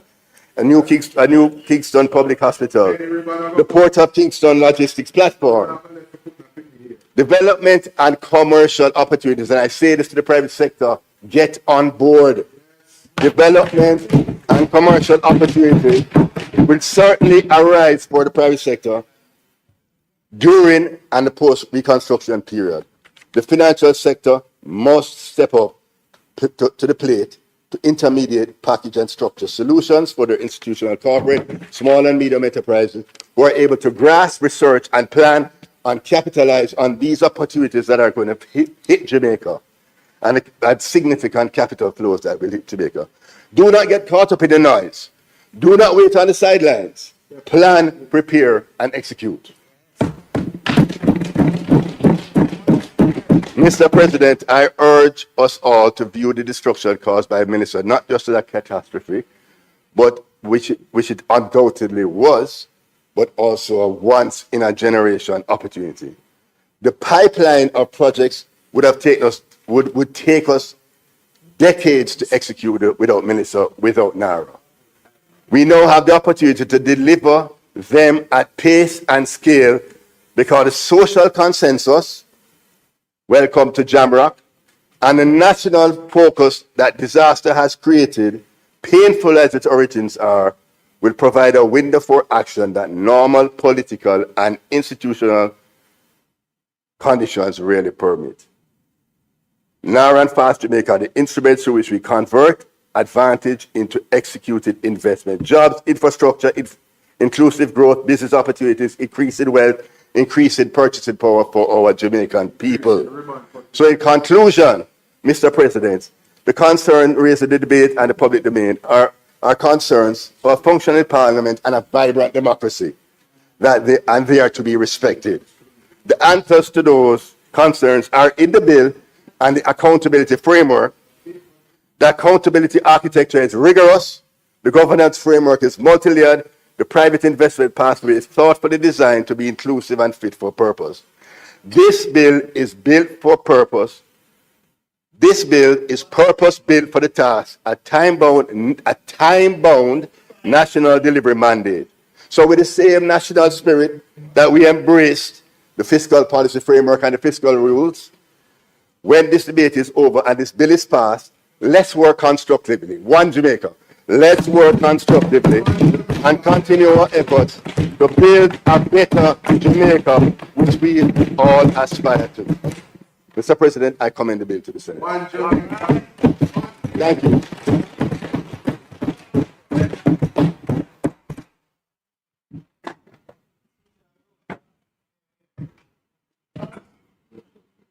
Oh dear. Sorry about that. Thank you, Senator Duncan.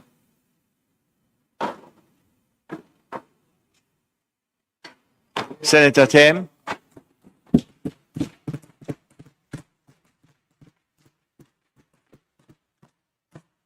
Thank you, Mr. President.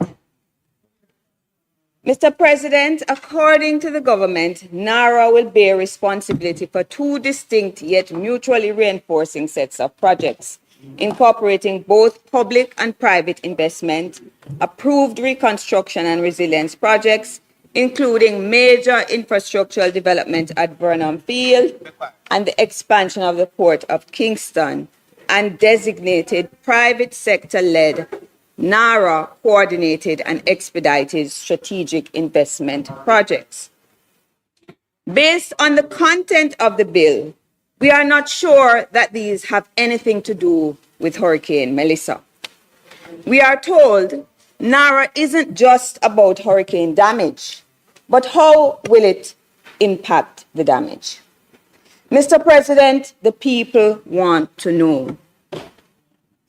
The bill says nothing of the state of communities affected by Melissa. It has no statement of purpose or object to improve the people who were directly affected by the storm. Mr. President, billions, nay, trillions in Jamaican dollars are expected to flow down the Black River, flooding the Pedro Plains and making the hills of St. Andrew joyful together. We are expected to believe the nation will be transformed into a paradise of plenty at warp speed on the fast, the expedited pathway through Jamaica's regulatory approval process. We were told, Mr. President, that the problem all along was never that, quote, Jamaica lacked for investor interest, but that our processes were too slow to be attractive to investors. In other words, Mr. President, the government blames the inefficient bureaucracy for being a hindrance and for stymieing progress. But now, with FAST in play, diaspora investors, regional partners, and mid-scale international capital will be rushing to save the day. In introducing the NaRRA bill in the Senate, Senator Dana Morris Dixon referred to the announced Melissa-inspired multilateral funding financing package of $6.7 billion as a, quote, extraordinary achievement, a testament to the fiscal credibility of that Jamaica has built over a decade. It should be recalled first and foremost, Mr. President, that the sums include the good people of Jamaica's own money. 37 million from the nation's contingency fund and the National Natural Disaster Reserve Fund, $91 million from the Caribbean Catastrophe Risk Insurance Facility, and $150 million from the insurance proceeds of the catastrophe bond. 58% of the total represents loans. US 3.9 billion, US 1 billion for each from the CAF, the IDB, and the World Bank, US 415 million from the IMF, US 200 million from the CDB. US 300 million an 8-year-old agreed IDB loan, a contingent credit facility negotiated and signed by the Prime Minister in Washington, D.C. in November 2018. The point, Mr. President, the use of our own money and loans being taken on our behalf is not as extraordinary as the minister suggests. And the spend of these sums requires, most critically, public oversight. Mr. President, why is the government celebrating additional debt as an achievement? Why has the minister and our colleague, Senator Morris Dixon, told us that we are getting a lot of money from the donor agencies, calling it contributions? Is she misleading us, Mr. President? I do not believe that is her intention. Mr. President, I must ask, how much of the package will actually be received by Jamaica? The December IMF announcement regarding the US $6.7 billion package was very clear in its language that Jamaica could get, quote, up to the named sums. Nothing was guaranteed. The 3 US $1 billion loans are yet to be approved, and it should be noted that the actual amount received by the Treasury from CRIF and the CAT bond was lower than indicated, as deductions were made for bank charges and administrative fees, as the Financial Secretary told the PAAC. Senator Duncan tells us the funding is in place. In the case of CAF, the Development Bank of Latin America and the Caribbean, has Jamaica yet upgraded from its C-class status in order to be eligible for the named sum? Senator Hill has left the room, but he told this House it would. What came of that CAF meeting in Panama in January? Has the Caribbean Development Bank loan been approved? Mr. President, has an application even been submitted? Mr. President, we know that in January 2026, the IMF approved the disbursements of $415 million to help meet Jamaica's urgent balance of payments needs and comes with strict conditionalities. It is not a reconstruction loan. What are the prospects for reconstruction as we stand? Mr. President, 2.4 billion of the US 6.7 billion, or 36% of the total promised, are in the form of private investment, which the IDB and the World Bank said they were, quote, working to attract and mobilize to support Jamaica's recovery and reconstruction. Are they still working, Mr. President? And how will worsening conditions, economic conditions from the Israeli-US war on Iran impact our prospects? Minister Vaz says the scenario is frightening. The World Bank recently noted that an unforeseen tightening of financial conditions globally could curb credit growth and business investment. Is the government being forthcoming with the Jamaican people on the state of the 6.7 billion, Mr. President? Mr. President, a mere 12 million, I repeat, 12 million or 0.18% of the US 6.7 billion, less than a fifth of 1% is in the form of grants, or to use the minister's expression, quote unquote, contributions. Mr. President, the NaRRA bill is being debated today to address a 12.2 billion reconstruction budget, a figure matching the PIOJ estimates of hurricane damage. If, Mr. President, the aim is to build back better, wouldn't we need a larger sum? That said, we are told that a shortfall of 5.5 billion in funding to match the budget will be made up with local, international, and diaspora investment. At a time of global uncertainty, war, and stagflation, the Wholeness, Reconstruction, and Resilience Plan appears to be based on the assumption that local and foreign investment will be available at several times the level at which it had ever previously been available, and further still, that this investment will bring it jobs, skills, and technology transfer. Is this reasonable, Mr. President? Is the government offering merely a promise, another 5 in 4, a 6 for a 9? Wow. 5 in 4, 6 to 9. Come again, man. Repeat it again. We will know in 10 years whether this is another 5 in 4. Mr. President, our diaspora has been consistent in its support of Jamaicans. Remittances, as we know, are the most important injection of foreign exchange into the land. They act as direct cash transfers to our people. But, Mr. President, one wonders, why has our diaspora been holding out on us in playing an investment role? And why, too, have our local investors held out up to now? And as for foreign capital, in an economy already substantially owned by foreign interests, what new interests do they have? What more is there to sell, Mr. President? Did displacement caused by Melissa open opportunity to investors? How will NaRRA's powers to declare resilience projects impact the people whose land tenure lacks evidence of ownership, Mr. President? Mr. President, the Jamaica Beach Birthright and Environmental Movement submissions to the Parliament tell us that the bill in its current form threatens the Prescriptive Act of 1882, which provides minimal protection for public access to beaches and the tenure of those, such as fisherfolk, who have customarily occupied coastal lands informally. Maroon communities, too, have noted concerns about their lands. Section 25 of the bill names tourism as one of the areas that may be cabinet designated for strategic investment projects. We know, Mr. President, that Jamaica's tourism model depends on development along the coastline.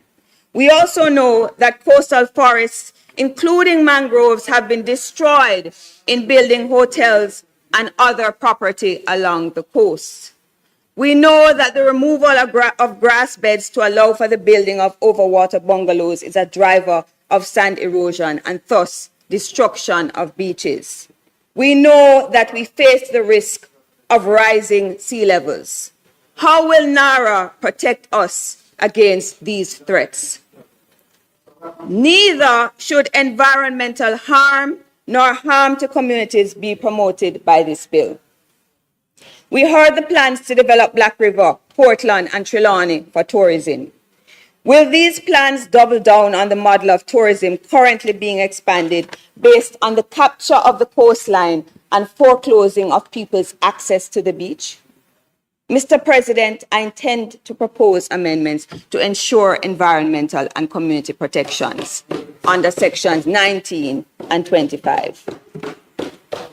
Mr. President, we cannot risk environmental degradation and undermining of the resilience the government claims to be pursuing as a consequence of this bill. Mr. President, you may have noted, for instance, the Gleaner's article, Flow Backs NaRRA Push to Cut Telecoms Delays. In it, the VP and General Manager of Flow Jamaica is quoted as saying, quote, think about what we have to do to get one site up in my country. It takes an average of probably 14 months because I have to go through NEPA, Ministry of Health, municipality, and all these in order to get a site up. This is a cautionary tale, Mr. President. I, for one,